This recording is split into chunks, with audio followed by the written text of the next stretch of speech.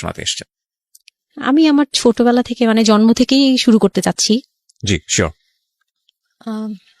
আমি হচ্ছে আমার বাবা যিনি ছিলেন উনিও পুরান ঢাকার, আমার মাও পুরান ঢাকার। তো আমি যদি আমার গল্পটা বলতে চাই তাহলে আমার একদম জন্মের আগে মানে আমার বাবা আমার বিয়ে থেকে শুরু করতে যাচ্ছি। নিশ্চয়ই নো প্রবলেম।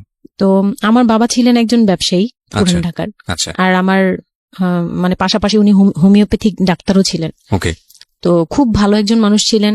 আর আমার আম্মু ছিলেন জমিদার, মানে জমিদার টাইপের, পুরান ঢাকায় লাইক জমিদার যেরকম থাকে আর কি, জমিদার বাড়ির মেয়ে ছিলেন। মানে পুরান এমন কি ছিল যে আগের পিতামহ বা প্রপিতামহ যেটাকে বলি জমিদার ছিল এরকম? এরকম মানে আমার নানাই ছিলেন জমিদার। ওই এলাকার সব বিচার সালিশ উনি করতেন, প্রভাবশালী খুব। তো ওই দিক থেকে আমার বাবা তো বিয়ের প্রস্তাব দেয়নি, মানে ফ্যামিলি থেকেই। আমার বাবার আবার একটা বিয়ে করেছিলেন আরো 8 বছর আগে আমার আম্মুকে বিয়ে করার, ওটা ছিল লাভ ম্যারেজ। তো আব্বু আর ওই বড় আম্মু একসাথে পড়াশোনা করতেন, ওই দিক থেকে দুইজন পরিচয় হয়ে বিয়ে হয়েছিল। কিন্তু 1.5 বছর পরে আমার ওই বড় আম্মু মারা যায়, অসুস্থ হয়ে মারা যান। তারপর আমার আব্বু আর বিয়ে করবেন না এরকম বলেছিলেন যে আর বিয়ে করবো না। তারপর প্রায় 8 বছর পরে আমার দাদু আর ফুপ্পিরা মিলে মানে আমার আম্মুকে চুজ করে তারপর বউ করে নিয়ে আসেন। তো আমার আম্মু খুব অসুস্থ থাকতেন প্রায়, আমার আম্মু একটু ফিজিক্যালি একটু দুর্বল। তো ওইখান থেকে আমার আম্মুর বিয়ের প্রায় 2-3 বছর পরে আমার একটা বোন হয়। সেই বোনটা মারা যায় 6 মাসের মাথায়, বোনটা মারা যায়। বোনটা মারা যাওয়ার পরে আমার আরেকটা কথা আমি এখানে ভুলে গেছি, যে আমার যে ফার্স্ট মা ছিলেন মানে বড় মা, আমার আব্বুর যে রিলেশন ছিল, ওইখানে একটা মেয়ে হয়েছিল। ওই মেয়েটার প্রায় 6 মাসের মাথায় মানে পেট খারাপ করে অসুস্থ হয়ে মারা যায়। তো তার পরপরই আমার বড় মাও মারা যায়। তো ওইখানে হচ্ছে আমার ওই বাচ্চাটা ছিল মেয়ে বাচ্চা। হ্যাঁ, তো ওর পরে আমার আব্বু 8 বছর পর বিয়ে করে। তারপর আমার মার একটা মেয়ে হয়, ওই মেয়েটাও মানে ওই মেয়েটা হচ্ছে জন্মের সময় মারা যায়, আর ওই ফার্স্ট একটা হচ্ছে 6 মাস পর মারা যায়। তো এই মেয়েটা হচ্ছে জন্মের সময় মারা যায়। তারপর তার 5 বছর পর আমার ভাইয়া হয়, আমার ভাইয়া আসে। তারপর আমার আম্মুকে বলা হয়েছিল যে আপনার হয়তো অপারেশন করতে হবে, কারণ আপনি আর কনসেপ্ট করতে পারবেন না, খুব অসুস্থ ছিল আম্মু। 2টাই সিজার ছিল, তো ওই সময়টাতে আর কি সিজার বেশি করা যেত না, তাহলে রিস্ক মানে লাইফে একটা রিস্ক থাকে। তো ওই দিক থেকে আমার আম্মুকে বলা হয়েছিল যে আপনার হয়তো বা ইউটেরাসের অপারেশন করতে হবে। তো আমার আম্মু তখন বলেছিল যে না, আমার একটা মেয়ে দরকার, খুব অসুস্থ অবস্থায় বলেছিল আমার একটা মেয়ে দরকার, মানে আমার যদি একটা মেয়ে থাকতো খুব ভালো। হয়তোবা সৃষ্টিকর্তাই চাচ্ছিলেন যে একটা মেয়ে, মানে আমি যে আসবো এটা তো আর উনি জানতেন না, কিন্তু থাকে না যে অনেক সময় কিন্তু মিলে যায় এরকম। তো আমার আব্বু বলছিল যে মেয়ে হোক ছেলে হোক, আরেকটা হলে ভালো হয়। তো ওইভাবে ট্রিটমেন্ট নিয়ে আমার প্রায় 2 বছর পরে আমি আমার আম্মুর মানে পেটে আসি। তারপর আমার জন্ম হওয়ার পরে আমরা ভালোই ছিলাম, আব্বুর বিজনেস ভালো ছিল। কিসের বিজনেস ছিল? ওনার হচ্ছে ইলেকট্রিক পার্টসের বিজনেস ছিল। তো ওখান থেকে আব্বুর মানে ভালো বিজনেস করতেন। পুরান ঢাকায় ছিলাম আমরা 4 জন, একটা ফ্ল্যাট নিয়েছিলাম।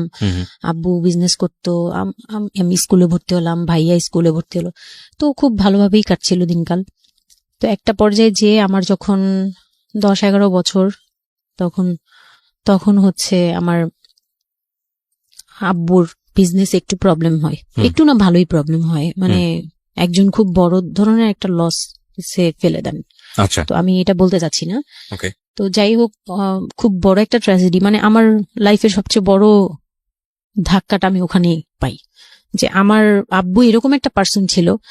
আব্বু সবসময় বলতো যেটা, যে আমার এই মেয়েটা হচ্ছে, আমি দেখতে নাকি সেই প্রথম যে আব্বুর বেবিটা ছিল না, মেয়েটা যেটা 6 মাসের মাথায় মারা গেল, আব্বু তাকে খুব ভালোবাসতো।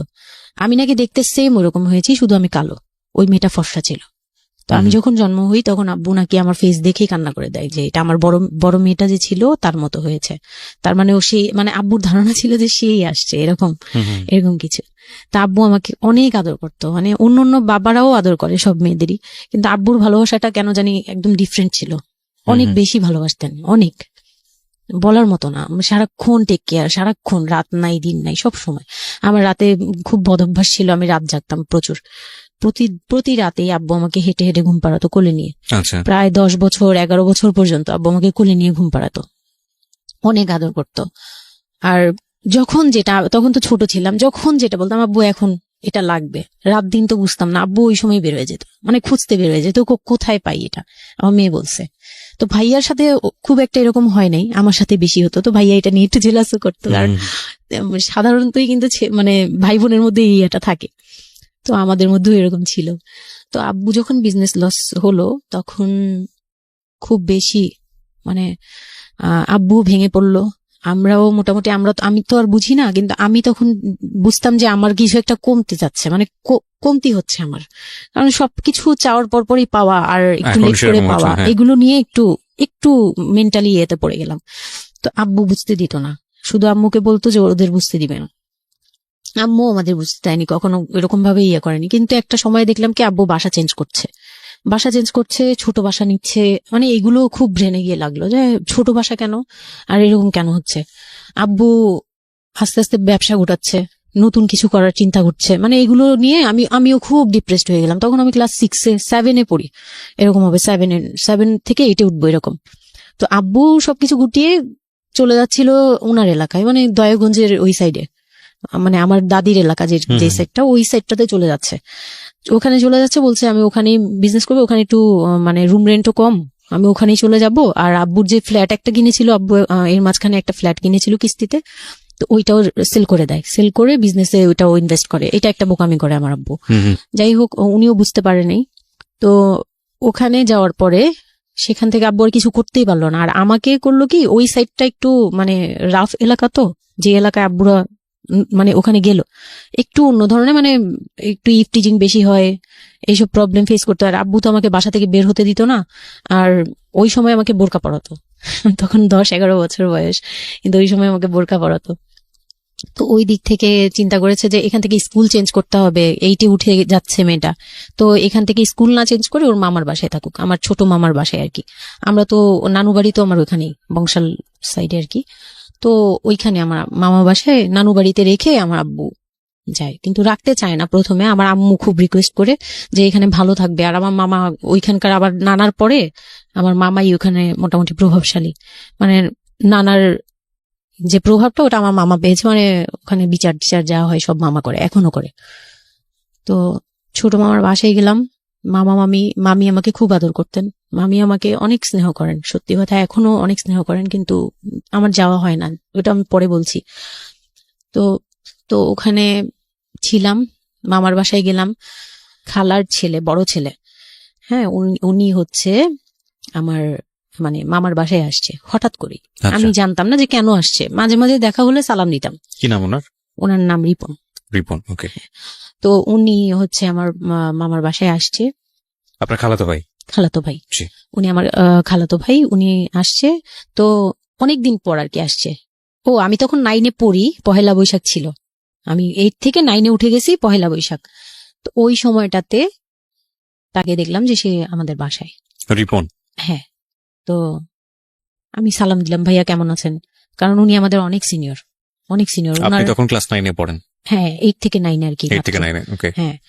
তো ওই সময় আমি দেখে বললাম, ভাইয়া কেমন আছেন, চা খাবেন? তো আমার মামা বললো, হ্যাঁ চা বানিয়ে নিয়ে আসো।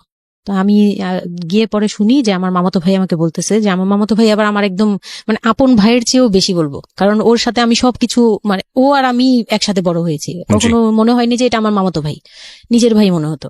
তো আমার বলতেছে যে তুই তো এখন আন্টি হয়ে যাবি, মানে দুষ্টুমি করতেছে যে তুই তো এখন বড় ভাবি হয়ে যাবি, হ্যান তেন। আমি বলি কেন? বলে রিপন ভাই না তোরে বিয়ে করতে চায়। তো আমি খুব হেসে দিলাম, মানে আমি বলতেছি যে দুষ্টামি করতেছে, এরকম ভাবছিলাম যে মনে হয় ফান করছে। আমি ওর সাথে আবার কতক্ষণ চিল্লাচিল্লি, যায় উল্টাপাল্টা কথা বলিস কেন সেই। তো এইগুলা নিয়ে ওরা সবাই মিলে আমার সাথে বলতেছে, বলে কি কেমন কথা বলো। বয়সে কত বড় ছিল আপনার থেকে? আমার তখন 13, আর উনার তখন ধরেন 37। 24 বছরের বড়, মানে আপনার না 24 বলতে এখানে, হ্যাঁ 24 বছরই তো বড়, তাই তো? ও মাই গড, ওকে। তো উনি তখন, আমি ভাবতেই পারিনি যে এই লোকটার সাথে আমার বিয়ে দিবে সবাই, মানে ও বললে তো এটা পাগলামি মনে করার কথা, যে এটা একটা পাগলামি, এটা কেমন কথা যে উনি যদি মানে লিগেল বয়সে বিয়ে করতে হয় তো আমার সমান একটা বেবি, তা আমি না ভাবতেই পারিনি তখন। তারপরেও না আমি চুপ হয়ে গেছি, আমি এই ব্যাপারে ডিসিশন দেওয়ার মতো বয়স আমার ছিল না, জ্ঞানও ছিল না। তো হুট করে আমার মামা মামি আমাকে জিজ্ঞেস করারও প্রয়োজন বোধ করেনি বা জানানোরও প্রয়োজন, কি কারণে জানি না, তবে ওনারাই ডিসিশন নিয়ে বললো যে আমার আব্বু আম্মুকে জানালো, আমার মেঝো খালা যে মানে আমার আম্মুর ইমিডিয়েট বড় যে, উনাকে আমার আব্বু আম্মুর কাছে পাঠায়। আর আমার আব্বু আম্মু তখন থাকে হচ্ছে তারই আমার এক ফুপির বাসায়, বাসা ভাড়া নিয়ে থাকে আর কি। তো ফুপির বাসায় থাকে, ফুপির নিজের বাসা, তো ওখানে থাকে। তো আব্বুর কাছে পাঠায়, তখন আমিও যাই ওই বাসায়। তো আমি তো আর জানি না এই কথা বলতে আসবে, আমি আবার ভাইয়ার সাথে বসে বসে গল্প করতে থাকি, ভাইয়া ছিল, ফুফাতো বোন ছিল, আমরা একসাথে গল্প করতে থাকি। তো হঠাৎ করে শুনি যে একটু মানে আমার খালা খুব জোরে সোরে বলতেছে, মানে চিল্লাচিল্লি করে বলতেছে যে যদি এই বিয়ে না হয় তাহলে আমাদের সাথে তোদের কোনো কন্ট্যাক্ট নেই, আজকে থেকেই বন্ধ। আচ্ছা, হ্যাঁ, এই বিয়ে হতেই হবে। কেন হতে হবে? আমার আব্বু বলছে কেন হতে হবে, আমার মেয়ে তো অনেক ছোট, ও তো এই সংসারের ভার নিতে পারবে না, বলো ওগুলো আমরা দেখবো, ওরে আমরা বাচ্চার মতো পালবো।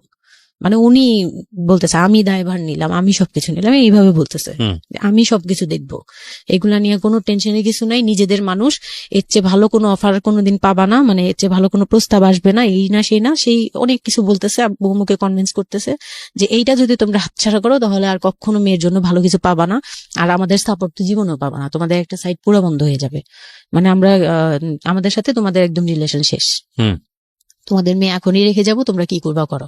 তো আমার আব্বু ওই দিক থেকে একটু দুর্বল ছিল, পরে আমি এটা শুনে কান্না করে দিছি, মানে সাথে সাথে কান্না করে দিছি। তো আমার ভাইয়াও বুঝছে, আমাকে নিয়ে ছাদে চলে গেছে, আমার ফুফাতো বোন, ভাইয়ার এক খুব ক্লোজ ফ্রেন্ড ছিল, ছোটবেলার বন্ধু, সেও আমাকে খুব আদর করতো বোনের মতো, সেও গেল উপরে, বলতেছে আপু তুই কান্না করিস না, আমরা দেখতেছি কি করা যায়। তো আমার ভাইয়া বলতেছে, বলে কি আমি ওরে নিয়ে কোথাও পালিয়ে যাই, আমার মনে হচ্ছে যে আমি ওকে নিয়ে এখন কোথাও পালিয়ে যাই, যে রিপন ভাই এটা কিভাবে পারে, কিভাবে এটা বলতে পারে যে বিয়ে করবে ওকে। তো আমি খুব কান্নাকাটি করছিলাম, আমার খালা চলে গেল, খালা চলে যাওয়ার পরে আমার ভাইয়া আব্বুকে যে কি বলছে জানি না, আব্বু আবার ছাদে আসছে, আমি কান্না করতেই আসি, মানে তখন কন্টিনিউ কান্না করতেছি। তো আমার আব্বু ছাদে এসে যেটা বললো, যে আমার আব্বু তখন বললো যে বলে আমি তোমাকে নিয়ে মানে বনে চলে যাব দরকার পড়লে, কিন্তু আমি ওর কাছে তোমাকে দিব। তো আমি দেখলাম যে আব্বু ফিজিক্যালি, মেন্টালি, আর্থিকভাবে সব দিক থেকে দুর্বল, এখন আমাকে নিয়ে যদি বের হয় সে পারবে না, এটুকু বুঝলাম, তার দ্বারা সম্ভব না এটা। পরে আমাকে বললো যে তুমি যদি রাজি থাকো তাহলে আমার কোনো আপত্তি না, যদি তুমি বলো যে না আব্বু আমি রাজি না, তুমি শুধু একবার বলো, তাহলে আমি তোমাকে নিয়ে বের হয়ে যাবো, আমরা বাবা মেয়ে কই থাকবো কেউ জানার দরকার নেই। আপনার মার কি ভূমিকা ছিল এই সময়? আমার মা তখন বলতেছে যে দিবে, আমার মা ইচ্ছা ছিল যে দিবে, কারণ আমার মা তখন এই জিনিসটা বুঝে না, মানে আমার মা এমনিতেও অনেক সৎ সরল, সত্যি কথা বলতে ওনার দোষ না এটা, সেইটা বুঝতো না যে এই যে ডিস্টেন্সে বিয়ে দিলে এই বিয়েগুলো টিকে না, বা 24 বছর বয়সের ডিফারেন্স, এগুলো নোট করবেন, এবং খুব ইম্পর্টেন্ট, আসলে খুব ইম্পর্টেন্ট, কারণ বয়সের গ্যাপটা না ঠিক আছে, কিছু কিছু মানুষের জীবনে যে ব্যতিক্রম ঘটে না তা কিন্তু না, কিন্তু এই ব্যতিক্রমটা যদি আমরা উদাহরণ হিসেবে নিয়ে সবার উপর চাপিয়ে দেওয়ার চেষ্টা করি তাহলে কিন্তু সেটা সম্ভব নয়। ঠিক আছে, একটু খেয়াল করবেন, 24 বছরের ডিফারেন্স হচ্ছে ও এবং ওর খালাতো ভাই রিপনের মধ্যে। ও যখন 13 বছর তখন ওর খালাতো ভাই হচ্ছে 37। So it's a huge gap. সাধারণত বলা হয়ে থাকে 4-5 বছরের গ্যাপ ইজ ওকে, কিন্তু এর থেকে বেশি না হওয়াটাই বেটার। সেক্ষেত্রে 24 বছর, কোথায় 4-5 বছর আর কোথায় 24 বছর।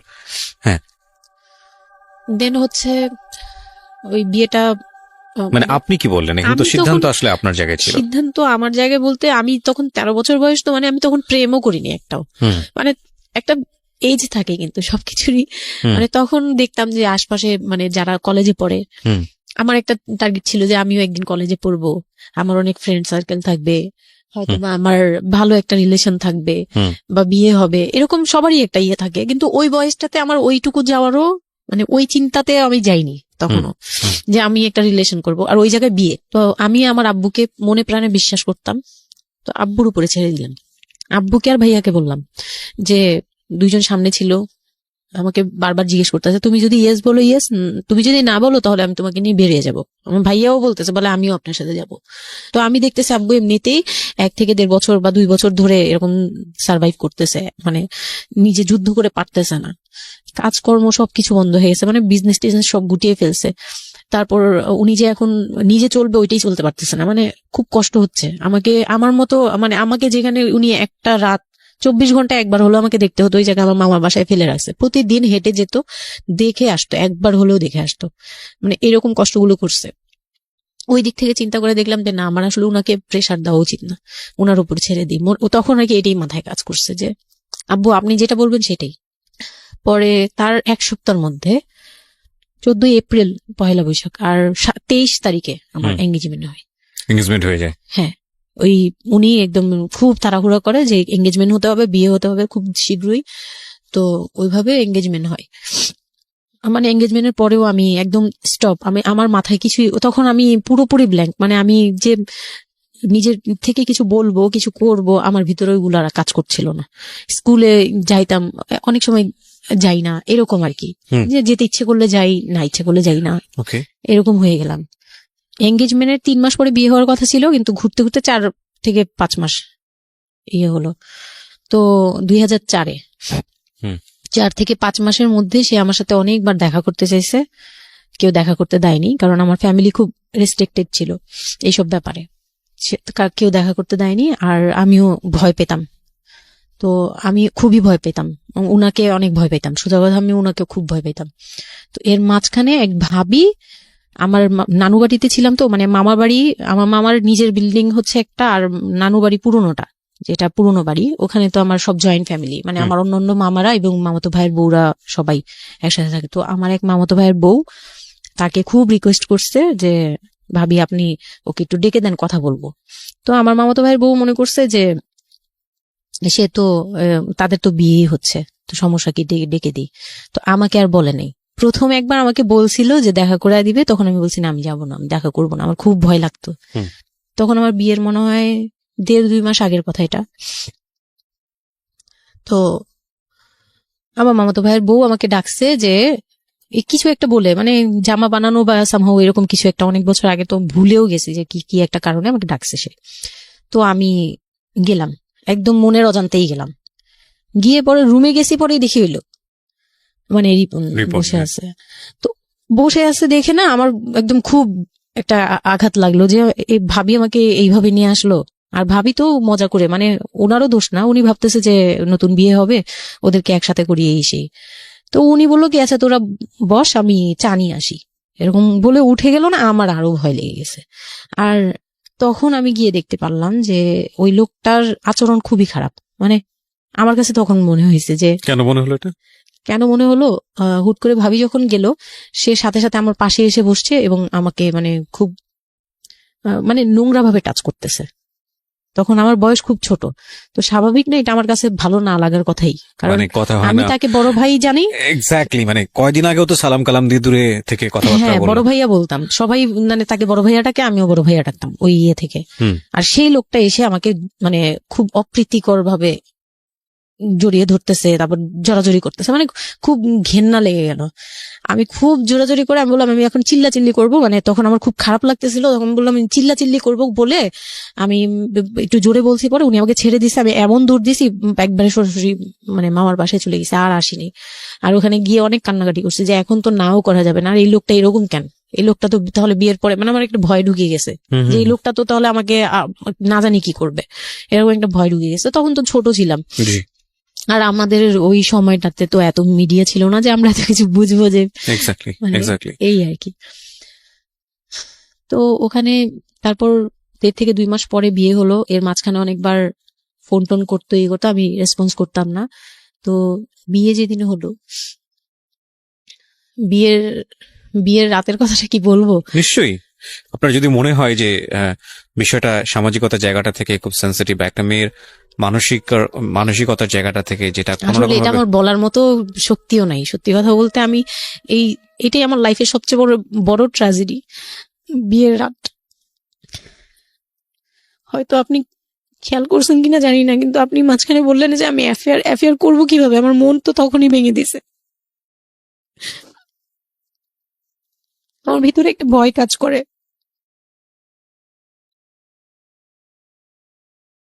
কি হয়েছিল আমি জানি, আপনি খুব সুন্দর করে বলছেন গল্প, আপনি আপনার মতো করেই বলবেন, আমরা আসলে মূল মেসেজটাই পেতে চাই। লোকটা হচ্ছে সামাজিকভাবে সবার কাছে খুব ভালো, সবার কাছে ভালো বলতে মানে গলিতে বা এলাকায় কিছু করে না, সেই এলাকায় খুব ভালো ব্যবসা করে, খুব সহজ সরল ভাবে দোকানে যাচ্ছে, আসতেছে, খাচ্ছে, ঘুমাচ্ছে, নর্মাল। আমার সাথে যেদিন বিয়ে হলো সেদিন খুব বৃষ্টি, তো আমার তো ওই একদিনই আমার ভাবির রুমে, ওই দিনই আমি তার রূপ দেখে ফেলছি। তো তখন থেকে আমার তাকে দেখলে মানে গা শিউরে উঠতো, যে মনে হতো যে ভয়ঙ্কর একটা কিছু করবে, মানে মনে হতো। তখন আমি বুঝতাম না, সেক্সুয়াল লাইফটা বুঝতাম না যে সেক্স কি জিনিস, কিন্তু তখন একটা ভয় ঢুকে গেছে, খুব চাপা একটা ভয়। প্রথম কথা হচ্ছে যে আপনি একটা ছেলে এবং মেয়ের মধ্যে যে স্বাভাবিক সম্পর্কটা বিবাহ পরবর্তী, এটা সম্পর্কে আপনার কোনো আইডিয়া ছিল? আপনাকে কেউ বলেছে? এটা সম্পর্কে কোনো আইডিয়া ছিল না, শুধু জানতাম যে কিছু একটা হয়, কিন্তু কি হয় সেটা আপনি জানতেন না।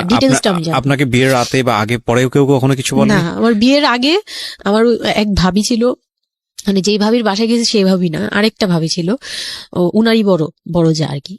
তো ওই ভাবি আমাকে জাস্ট কানে কানে বলছে যে আজকে কিন্তু যাই হোক একদম চুপ থাকবি, আমাকে এইভাবে বলছে। শুধু এটা বলছে আজকে যাই হোক, আরো ভয়ানক কথা বলেছে, মানে এটা শুনলে তো আরো ভয় লাগে। যাই হোক কি হবে, বলে কিছু বুঝো না তুমি, হ্যাঁ কিছু এতই ছোট, কিছু বুঝো না, এইগুলি বলতেছে। মানে আপনার মনে আরো বেশি ভয় ঢুকে গিয়েছে। কোন ধরনের চিল্লাচিল্লি করবি না, চুপচাপ থাকবি, মানে জাস্ট হাসি মুখে এরকম করে বলছে। কিন্তু আমার কাছে একটু ভয় লাগছে তখনই, যে এই লোকটা তো ওই সময় যদি এরকম মানে খপ করে জড়া ধরতে পারে, এই লোক কি করতে পারে, কি হতে পারে, মানে এই টাইপের একটা ভয় কাজ করছে তখন এই জিনিসগুলো বুঝতাম না, মানে ফিজিক্যাল রিলেশন বা এগুলি এই সম্পর্কে কিছুই জানতাম না। জানতাম যে কিছু একটা হয়, হাজবেন্ড ওয়াইফে কিছু হয়, কিন্তু কি হয় এটা জানতাম না, এরকম ছিলাম। তো নর্মালি যখন বিয়েটা হলো, কমপ্লিট হলো, সে তো মানে কতক্ষণে রুমে যাবে এরকম। একটু পজ দিচ্ছি আমি এখানে, কারণ আমি জানি যে ম্যাক্সিমাম আমি গেস করছি এখানে, কারণ এদিকে এখানে যারা শুনবে বা এই মুহূর্তে যারা শুনছে তাদের ইন্টেনশনটাকে আমি একটু ক্লিয়ার করতে চাই। সেটা হচ্ছে আমরা এটা বলি যে this is an entertaining show, but এই জীবন গল্প বলেন বা আমার লাস্ট 7-8 ইয়ার্স এর ক্যারিয়ারে আমি রেডিওতে যে ধরনের প্রোগ্রাম করেছি, সোশ্যাল অ্যাওয়ারনেসের জায়গাটা থেকে এটা কি ধরনের ভূমিকা রেখেছি সেটা আপনারা আপনাদের জায়গা থেকেই ভালো মূল্যায়ন করতে পারবেন। বাট আমি একটু করজোরে আপনাদের কাছে একটা মিনতি করতে চাই, এই ঘটনাটাকে সিনেমা হিসেবে না দেখে, সিনেমার পর্দায় কিছু একটা ঘটতে যাচ্ছে এরকম একটা কিছু হিসেবে না দেখে, রেডিও হিসেবে না দেখে, একটু নিজের জায়গা থেকে চিন্তা করে দেখবেন, বা যদি বিষয়টা এরকম হয় একটা মানবিক জায়গা থেকে একটু চিন্তা করে দেখবেন। 24 বছরের গ্যাপ হাজব্যান্ড আর ওয়াইফের মধ্যে, 24 ইয়ার্স, 13 বছরের একটা মেয়ে, যে মেয়েটার জীবনে প্রেম বলতে কোনো কিছু আসেনি, শারীরিক সম্পর্ক কি সে বোঝেই না, এবং দ্বিতীয়ত যে বিষয়টা ইম্পর্টেন্ট, বয়ঃসন্ধিকালের একেবারে ইনিশিয়াল স্টেজে সে আছে, সে জানি না আসলে বিষয়গুলো কি। আর 37 বছর মানে হচ্ছে আমাদের পার্সপেক্টিভ থেকে, আমাদের সামাজিকতা জায়গা থেকে একটা ছেলে যখন একদম এই সমস্ত স্টেজ, প্রেম বলেন, শারীরিক সম্পর্ক বলেন, বা অন্যান্য যে বিষয়গুলো আছে সেগুলো বলেন, সেগুলো অতিক্রম করে মোটামুটি বৈষয়িক হয়ে গেছে। বৈষয়িক বলতে আমি যেটা বোঝাচ্ছি, এই জীবনে এসে দায়িত্ব ছাড়া অন্য কোনো কিছু থাকে না 37 কিংবা 40 বছরের পর থেকে, এরকম একটা স্টেজে আছে। তার মানে ওদের মধ্যে মেন্টাল ম্যাচিং এর কত বড় একটা গ্যাপ। সেই জায়গাটা থেকে ছেলেটা যদি মেয়েটাকে বুঝতে না চেষ্টা করে, বিশেষ করে ছেলের দায়িত্ব, কারণ যেহেতু সে সিনিয়র, যদি বুঝতে না চেষ্টা করে, তাহলে এটা কতটা অমানবিক এবং কতটা পাশবিক, কতটা ভয়ঙ্কর হতে পারে মেয়েটার জায়গাটা থেকে, এটা একটু চিন্তা করবেন। সো বিশেষ করে যারা বাসরাত বিষয়টাকে মাথায় রাখছেন, তাদেরকে আমি বলবো প্লিজ থিঙ্ক লাইক দিস। হ্যাঁ, এখানে একটু মানবিক হওয়া প্রয়োজন। এখানে যদি আমরা শুধু এন্টারটেনমেন্ট হিসেবে বিষয়টাকে নেই, তাহলে আমি আসলে যে কারণে এই বিষয়টা আনতে চাচ্ছি সেই মেসেজটা ক্লিয়ার হবে না। Okay, so please feel the story actually. তারপর বিয়ের দিন যেটা আর কি, রাতের বেলা সবাই আমাকে নিয়ে আসলো বাড়িতে, মানে ওনাদের বাসায়। তো ওই বাসায় হচ্ছে একটা রুম, মানে প্রথম হচ্ছে বাসায় ঢুকেই কোনো বারান্দা টারান্দা কিছু নেই, শুধু রুম আর সিঁড়ি, সিঁড়ি ঘর। মানে পুরান ঢাকার বাসাগুলো একটু বেশি হয়তো, খুব ছোট ছোট হয়তো, ঘিঞ্জি টাইপের হয়। আমি একসময় জিএসআরসিতে কাজ করতাম, আমার ফার্স্ট জব ছিল ওটা, আমি সার্ভে করেছিলাম পুরান ঢাকায়। সেটাই আমার প্রথম পুরান ঢাকায় যাওয়া, এবং আমার কাছে মনে হয়েছিল যে আমি কোথায় এসেছি। অনেক ঘিঞ্জি ভাইয়া। না, এটা কারণ হচ্ছে পুরান ঢাকা নিয়ে অনেকেই অনেক কিছু বলেন, কারণ ঢাকায় যারা, তাদের কাছে পুরান ঢাকাটা একটা নস্টালজিক জায়গা। আমি তো আর ঢাকায় বড় হইনি, সো আমার কাছে ঢাকা, আমি যখন ঢাকায় প্রথম পাড়া দিয়ে যখন পাবলিক বাসে উঠেছিলাম, তখন আমার কাছে মনে হচ্ছে আল্লাহ আমি কোথায় আসলাম, এই জায়গায় আমি কেন আসলাম। তো নর্মালি নর্মালি হচ্ছে ঢাকা এরকম, তারপরে যখন পুরান ঢাকায় গেলাম, পুরান ঢাকার সাথে আমার ওই ধরনের অ্যাটাচমেন্ট কখনোই ছিল না, অনেক বেশি, অনেক ঘিঞ্জি। আমার মনে আছে চকবাজারের যেই চকবাজার নামে একটা যে জায়গা আছে, ওখানে চুরি প্রতিবার কি যেন একটা আছে না, যে মেয়েদের কসমেটিক্স বিক্রি করে, ম্যাক্সিমাম হচ্ছে নকল, আমি জানি না এখন কিরকম আছে।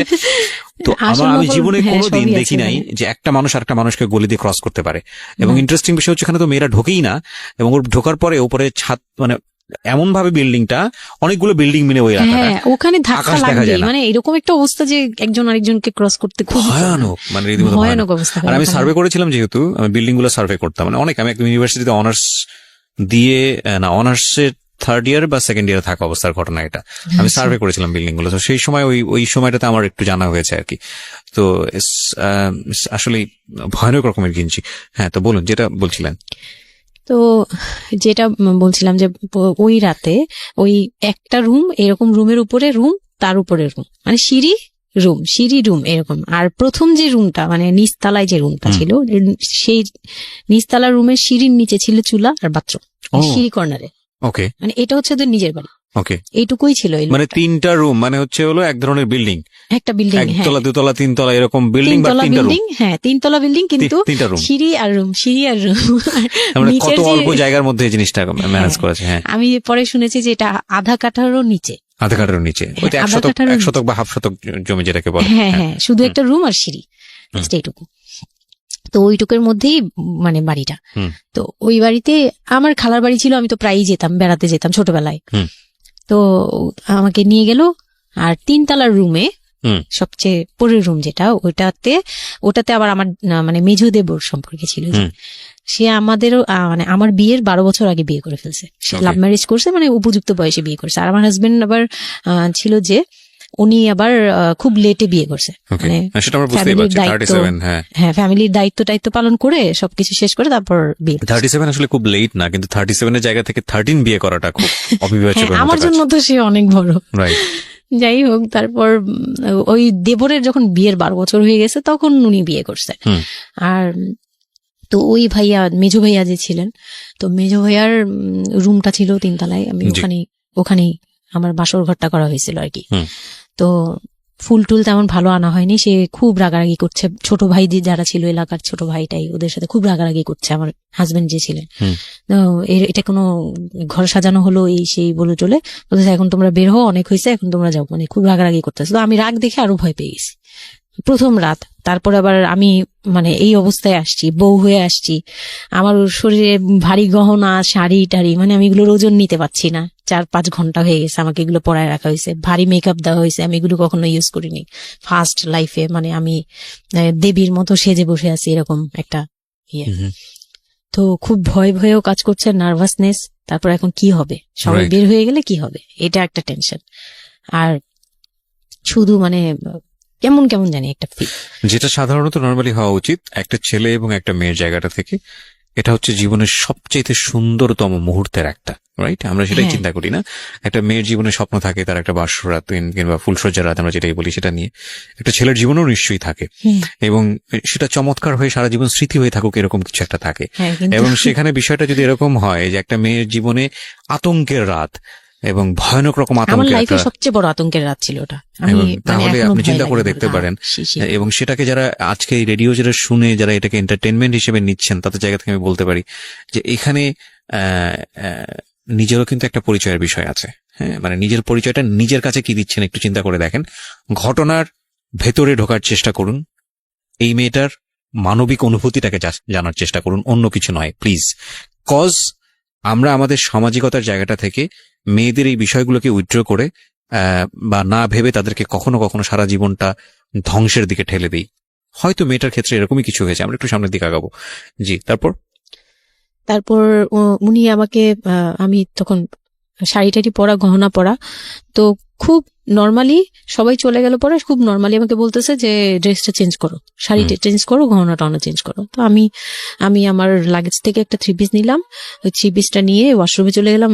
ওয়াশরুম বলতে ওই যে উপরের রুমেই একটা ওয়াশরুম আছে, আর নিচের রুমে, মানে উপরের রুমে তো আর সিঁড়ি ঘর নাই, সিঁড়ি ঘরটাতেই একটা ওয়াশরুম ছিল, ছোট্ট একটা টয়লেট ছিল।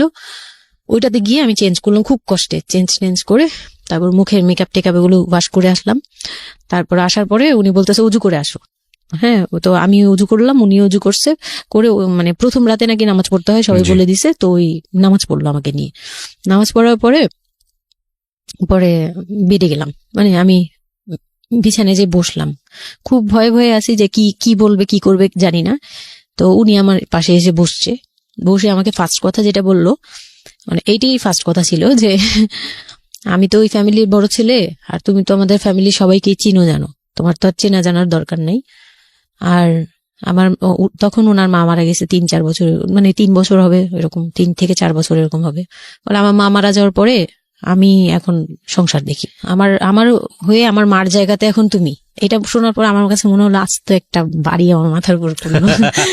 এটা আমি যেখানে নিজের মানে এটা একটা বিষয়, ওই কথাটা কিন্তু খুব সুন্দর বলেছে, মানে ওর 37 ইয়ার্স এর জায়গাটা থেকে এটা খুব সুন্দর একটা কথা। কিন্তু কথা হচ্ছে 13 বছরের একটা মেয়ে কেন এটা বুঝতে যাবে? ও কিন্তু এটাই বুঝেছে যে এই এত 3 তলা একটা বাড়ি, 3 রুমের একটা বাড়ি ওর মাথার উপরে দিয়ে দেওয়া হলো। দেখুন, এই জিনিসটাই আমি আপনাদেরকে বোঝানোর চেষ্টা করছি যে আসলে সবকিছুর একটা বয়স থাকে, হ্যাঁ। এবং ছেলেটার জায়গা থেকে কিন্তু খুব সুন্দর নামাজ পড়েছে, বসছে, এখন পর্যন্ত আমাদের কাছে ভালোই লাগছে শুনতে। কিন্তু এটা আসলেই কেউ বুঝতে চাইবে? 13 বছরের মেয়েটাকে এই জিনিসটা বুঝতে চাইবে? এইটা বোঝাটা জরুরি ছিল। হ্যাঁ হ্যাঁ, তারপর উনি যেটা বলছে যে আমার ভাই বোন আছে, সবাই আমার ছোট, কিন্তু আমার তো প্রায় 10-12 বছরের বড়। ওনার যে 10-12 বছরের ছোট, সে আমার 12-13 বছরের বড়। মানে তাকে আমি ছোটবেলা থেকে এইভাবে দেখে অভ্যস্ত। তো এইগুলো চিন্তা ভাবনা, মানে ওই সময় তো আর এত কিছু কিন্তু উনার ছোট ভাই বোন এগুলা, মানে উনার কাছে তো এগুলা বাচ্চা এখনো, আর আমার কাছে তারা অনেক বড়। আমি তাদেরকে কি টেক কেয়ার করবো, তারা আমাকে করবে, মানে আমার এরকম একটা বিষয়টা তাই।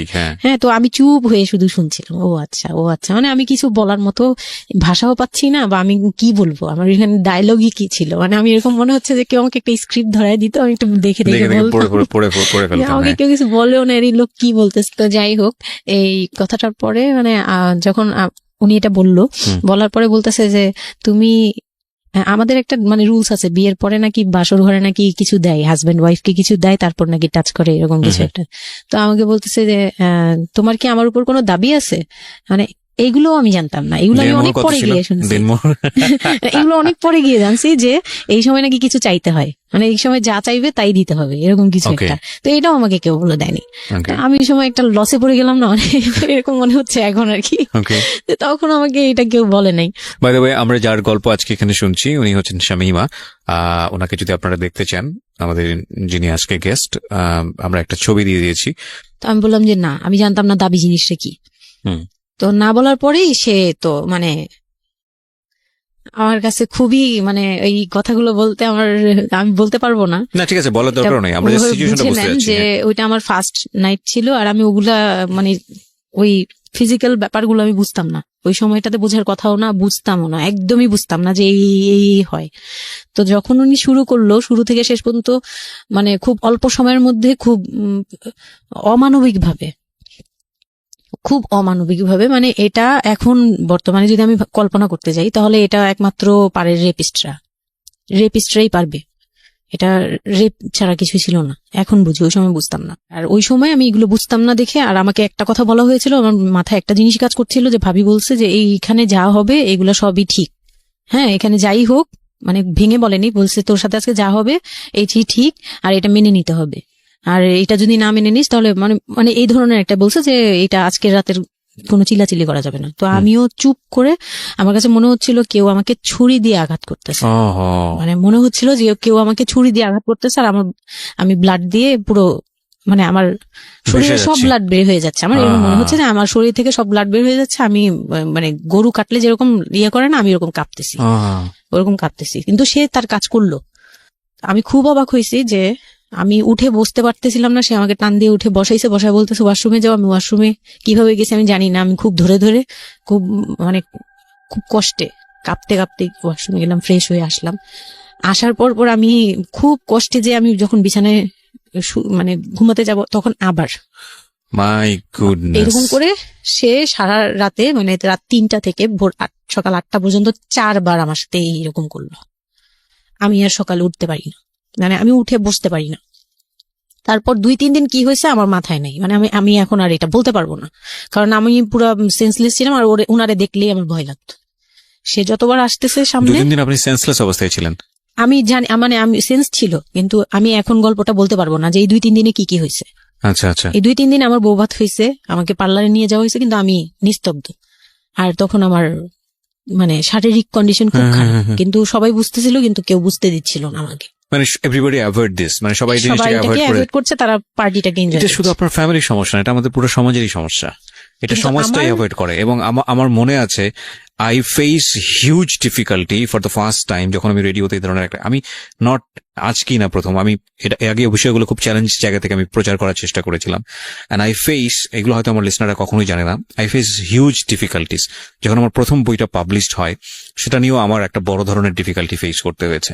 একটা অদ্ভুত বিষয় হচ্ছে, আমাদের সমাজে এই বিষয়গুলোকে আমরা অ্যাভয়েড করি, আমরা ঢেকে রাখতে চাই, আমরা মনে করি এটা একটা ট্যাবু, এটা সমাজে 8-10 জন মানুষের সামনে নিয়ে আলোচনা করা যায় না। একটু চিন্তা করে দেখবেন, আলোচনা করা যায় না এটা কোন অর্থে? যদি বিষয়টা নিয়ে সুড়সুড়ি দেয়া হয়, যদি বিষয়টা নিয়ে এমন ভাবে বলা হয় যে এটা এমন ভাবে প্রেজেন্ট করা হচ্ছে যেটা একটা রগরগা বিষয়, এবং সেটা শুনে আরো কারোর মধ্যে এই ধরনের পাশবিক বা সে আসলে এন্টারটেইনমেন্টের জায়গা থেকে নিয়ে এটাকে মজা হিসেবে নিল, বিষয়টা তখনই একটা প্রশ্ন আসে। কিন্তু যদি বিষয়টা লেসনের জায়গা থেকে আসে, একটা সামাজিক শিক্ষার জায়গা থেকে আসে, যে একটা পুরুষ, সে 37 বছর বয়স, সেটা আমিও হতে পারি, আপনিও হতে পারি, বা যে ছেলেটা ওনার জীবনে এসছে সে তো হয়েছেই, যে তারা যেন কখনো এরকম অমানবিক না হয়। এবং নট অনলি দিস, একটা মেয়ে যখন 13 বছরে থাকে, তাকে পরিবারের এত বড় সাপোর্টের জায়গা থেকে বাবা এত ভালোবাসতো, তার জায়গাটা থেকেও কোন একটা সাময়িক সমস্যার সমাধান করবার জন্য বা যাই হোক না কেন, শেষ পর্যন্ত যে রাজি হয়েছে, এরকম এক ধরনের, এটা তাকে তো জবাই করা আমি বলবো। যে একটা মেয়েকে শুধু শারীরিকভাবে হয়তো সে যেই প্রবলেমটা ফেস করেছে ওই রাতে, সেটা হয়তো সে ধীরে ধীরে রিকভার করবে, কিন্তু সারা জীবনের জন্য সে যে মেন্টালি ওই জিনিসটাকে ভয়ানক রকম ভাবে একটা বাজে জায়গায় বাজেভাবে চিন্তা করা শুরু করলো মানুষের জৈবিক চাহিদার জায়গাটাতে, এটা তো একটা মানুষের থিঙ্কিংটাকে জবাই করে দেয়া, তাই না? এবং এইটা কত ভয়ানক রকমের অপরাধ, কত ভয়ানক রকমের ভুল। এবং আমাদের এই জায়গাটাতে আমাদের অনেক বেশি পরিমাণে বড় যারা আছি, সিনিয়র যারা আছি, তাদের বোঝা উচিত। প্রথম কথা হচ্ছে, লিগেলি যদি আমি বলি, তাহলে বিয়েটা বৈধ ছিল না, কারণ সরকার কিন্তু আমরা যতদূর জানি যে 18 নিচে বিয়ে দেওয়াকে পারমিট করে না। দ্বিতীয় কথা হচ্ছে যে মানসিকভাবে সে পরিপক্ক ছিল না। তৃতীয় কথা হচ্ছে যে যদিও বা বিয়েটা হলো, তাহলে তাকে যে একটি প্রপার এডুকেশন দেয়া, যে এই বিষয়টা হচ্ছে এরকম, প্রপারভাবে বড় করা, প্রপারভাবে নার্সার করা, সেটার মারাত্মক রকমের অভাব ছিল। ঘটনা এখানে শেষ হয়ে যায় নাই, ঘটনা কিন্তু এখানে শুরু হলো। কারণ বাংলাদেশের অনেক মেয়ের জীবনে এরকম দুর্ধর্ষ রাত আসে, এবং এই রাতগুলো সারাটা জীবনের জন্য তাকে বেদনার স্মৃতি, তাকে সারাটা জীবনের জন্য একটা ভয়ঙ্কর রকমের মোমেন্টের মধ্য দিয়ে নিয়ে যায়। আমরা এগুলো নিয়ে কথা বলতে পছন্দ করি না, আমরা এগুলো নিয়ে কথা বলি না, আমরা এগুলোকে নিয়ে কথা বলাটা একটা সামাজিক জায়গা থেকে ট্যাবু মনে করি।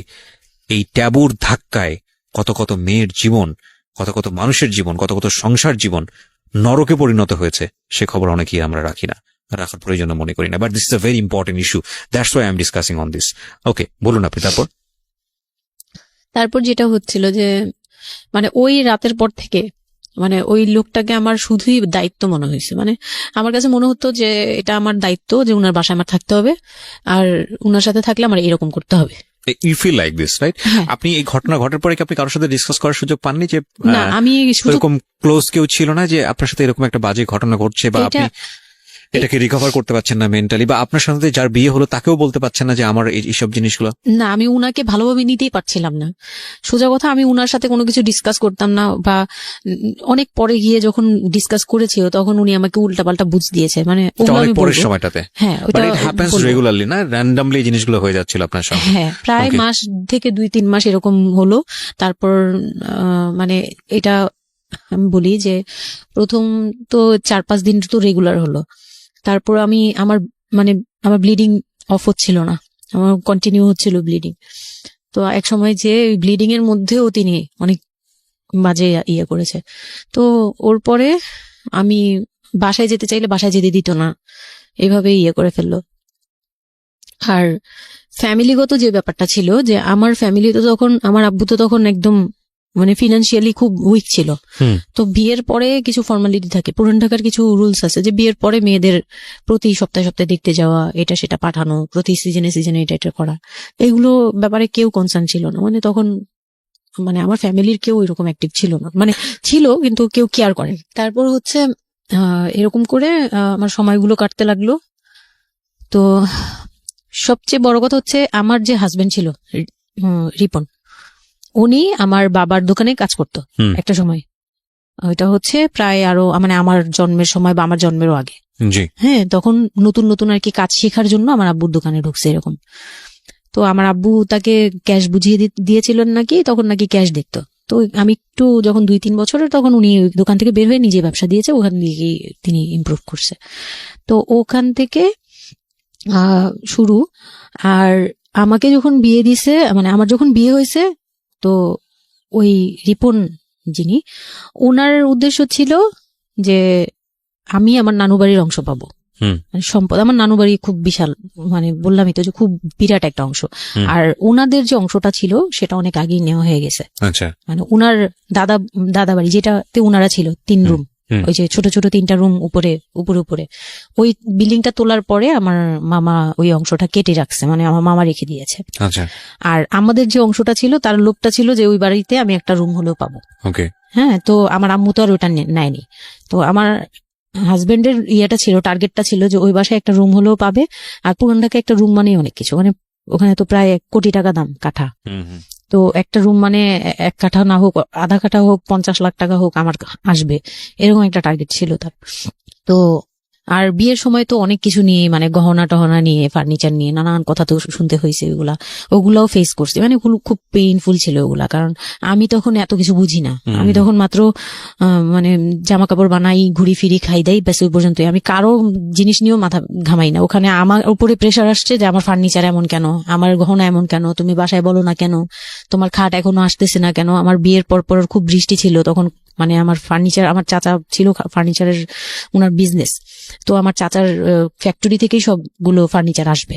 তো উনারা বলতেছে যে জাস্ট একটা কারণেই লেট হচ্ছে, রোদ পাচ্ছি না, রোদ পেলে তারপর কাঠগুলো শুকাবে, তারপরে হ্যাঁ, মানে জয়েন্ট দিলেই এখন এটা ফেটে যাবে, এখন জয়েন্ট দিলে প্রবলেম হবে। এই জিনিসটা ওরা বুঝতেছে না। ওরা বলতেছে কেন দেরি করছে, নাকি ফাঁকিই দিচ্ছে, নানান ধরনের কথা তৈরি করতেছে। আর এই দিক দিয়ে আমি পেইন খাচ্ছি, ওই দিকে এক পেইন, মানে রাতে গিয়ে এক পেইন, দিনের বেলায় পেইন।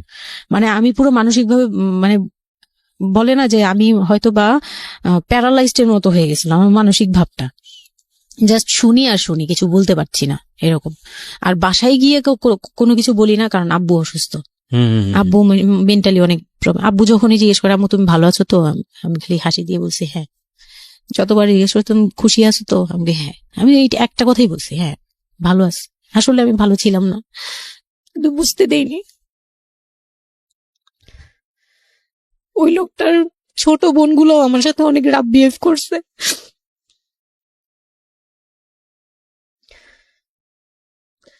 তো অনেক রুডলি আচরণ করেছে। আর উনার যে ছোট ভাইটা ছিল, মানে আমার যে মেজো ভাই যেটা আর কি, ওনার আগে যেটা বিয়ে করেছে, তো ওনার ওয়াইফ ছিল আমার অনেক বছরের বড়, কারণ তাদের বিয়ে হয়েছিল 12 বছর আগে। আমার বিয়ের 12 বছর আগে তার বিয়ে হয়েছিল। আমি যখন বাড়িতে বেড়াতে আসতাম তখন মানে ভাবি রাতে খাওয়া দাওয়া এরকম, আমি ভাবি বলেই ডাকতাম, কিন্তু সম্পর্কে আমি বড় যা। কিন্তু উনার প্রায় উনাকে আমাকে একসাথে কোথাও দেখলে কেউ বলতো যে তোমার মেয়েটা, মানে এইভাবে বলতো। তো ওই দিক থেকে উনার একটু, এটা জেলাসি বলবো না, এটা হয় আসলে, এটা নর্মাল একটা ব্যাপার। কারণ একটা উনি অনেক এজ হয়ে গেছিল, উনি নিজের জায়গা থেকে নিজেকে একটু দুর্বল মনে করতো। আমাকে এমনিতে সাপোর্টও দিত, আবার অনেক সময় দেখে কিন্তু পেইনও দিত, অনেক পেইন দিত। কিন্তু আমি ওই সময়টাতে কেন জানি আমি ছোট থেকে এই জিনিসগুলো বুঝতে চেষ্টা করি যে কেউ আমাকে কেন জেলাসি করছে, কারণ তার মধ্যে কোনো দুর্বলতা আছে, আমার ওইটার জন্য মায়া হয়। আমার কখনো এইটা মনে হয় না যে সে কেন জেলাসি করবে, আমি তার সাথে এখন কোচাকুচি করবো, মানে এই টাইপের মেন্টালিটি আসে না আমার। কেন জানি মনে হয় এই জায়গাটা যদি শুধরানো যেত, তাকে যদি একটু বোঝানো যেত আমি তাকে খুব ভালোবাসি বা আমি তাকে কিছু হেল্প করতে চাই, এরকম মনে হতো। তো ওই দিক থেকে আমি কিচ্ছু বলতাম না, কিন্তু সে আমাকে খুব পেইন দিত, কথাবার্তা এটা সেটা। উনি অনেক সিনিয়র পার্সন ছিল, তো কোন গেস্ট আসলে আমাকে কিভাবে ছোট করবে, কিভাবে আমাকে অপমান করা যায়, কিভাবে কি দিয়ে, এগুলো নিয়ে সবসময় ইয়ে করতো। ওই দিকগুলো খুব পেইনফুল ছিল। তো ওগুলো যখন শেষ করলাম, মানে আমার যাকে বলতাম মাঝে মাঝে 2-1 কথা, এগুলো নিয়ে সে আবার মানে মানে এখানে সেখানে বলে আরো ব্যাপারটাকে বড় বানাতো। তো আমি তখন বুঝতাম না, এখন বুঝি। তো এর মাঝখানে হলো কি, আমি প্রেগনেন্ট হলাম। বিয়ের কয় মাস পরে? না, বিয়ের 1.5 মাস পরে আমি হচ্ছে কক্সবাজার যাব। আচ্ছা। আমার হাজবেন্ড বলতেছে যে ঈদ চলে আসছে, তুমি ঈদের মধ্যে কিছু না নিয়ে আসো, ঈদের পরে আমরা কক্সবাজার যাই, এখানে কোনো খরচ টরচ যাতে আমাদের না হয়, হ্যাঁ, এই জন্য আমরা কিছু কিনবো না। আমি বলছি আচ্ছা ঠিক আছে। তো তখন হচ্ছে বসুন্ধরা সিটি মার্কেটটা হচ্ছে নতুন হয়েছে। তো উনি বলতেছে আমরা বসুন্ধরা সিটিতে যাব শপিং এ, কিন্তু উনি যেটা বলতেছে যে আমার মানে বসুন্ধরা সিটিতে যাবে, কিন্তু আমাকে যে কিছু কিনে দিবে না এটা আমি জানতাম না। তো উনার সাথে আমি গেলাম, প্রায় 20 থেকে 25 হাজার টাকা শপিং করলো। ওগুলা হচ্ছে সব উনার বোন জামাই, বোনের বাচ্চা কাচ্চা, মানে ফ্যামিলির জন্য আর কি, ভাই বোন। আমিও পছন্দ করে করে কিনলাম সবার জন্যই যা যা লাগে। কেনাকাটার পরে আমি তো তখন ছোট মানুষ, তখন তো আমার 13-14 বছর বয়স। তো আমি কখনো এমন হয়নি যে আমি ঈদে জামা কাপড় নিইনি বা জামা কাপড় নতুন জামা কিনিনি, এরকম কখনোই হয়নি। তো ওইটা আমার বিয়ের ফার্স্ট ঈদ। তো আমার একটা শখ ছিল কি যে অন্তত একটা কটন ড্রেস হলেও আমি পাবো, এরকম একটা ইয়া ছিল আমার ভিতরে যে না আমাকে কি আর না দিবে নাকি, বলছে দিবে না, হয়তো বা ভালো কিছু দিবে না, হয়তো নর্মাল কিছু হলেও আমাকে দিবে, ঈদে তো আর পুরনো জামা পরে থাকবো না। তো আমার এরকম ধারণা ছিল। ও পুরো শপিংটা শেষ করলো সারাদিনে, আমি রোজা রেখে পুরো শপিংটা করলাম খুব চয়েস করে করে। লাস্ট মোমেন্টে যে সে আমাকে নিয়ে চলে আসতেছে, যখন সে আমাকে নিয়ে রওনা দিল, মানে আমার মনটা খারাপ হয়ে গেল। আমি কিচ্ছু বলিনি। প্রথম ঈদ এটা, তো আমি কিচ্ছু বলিনি।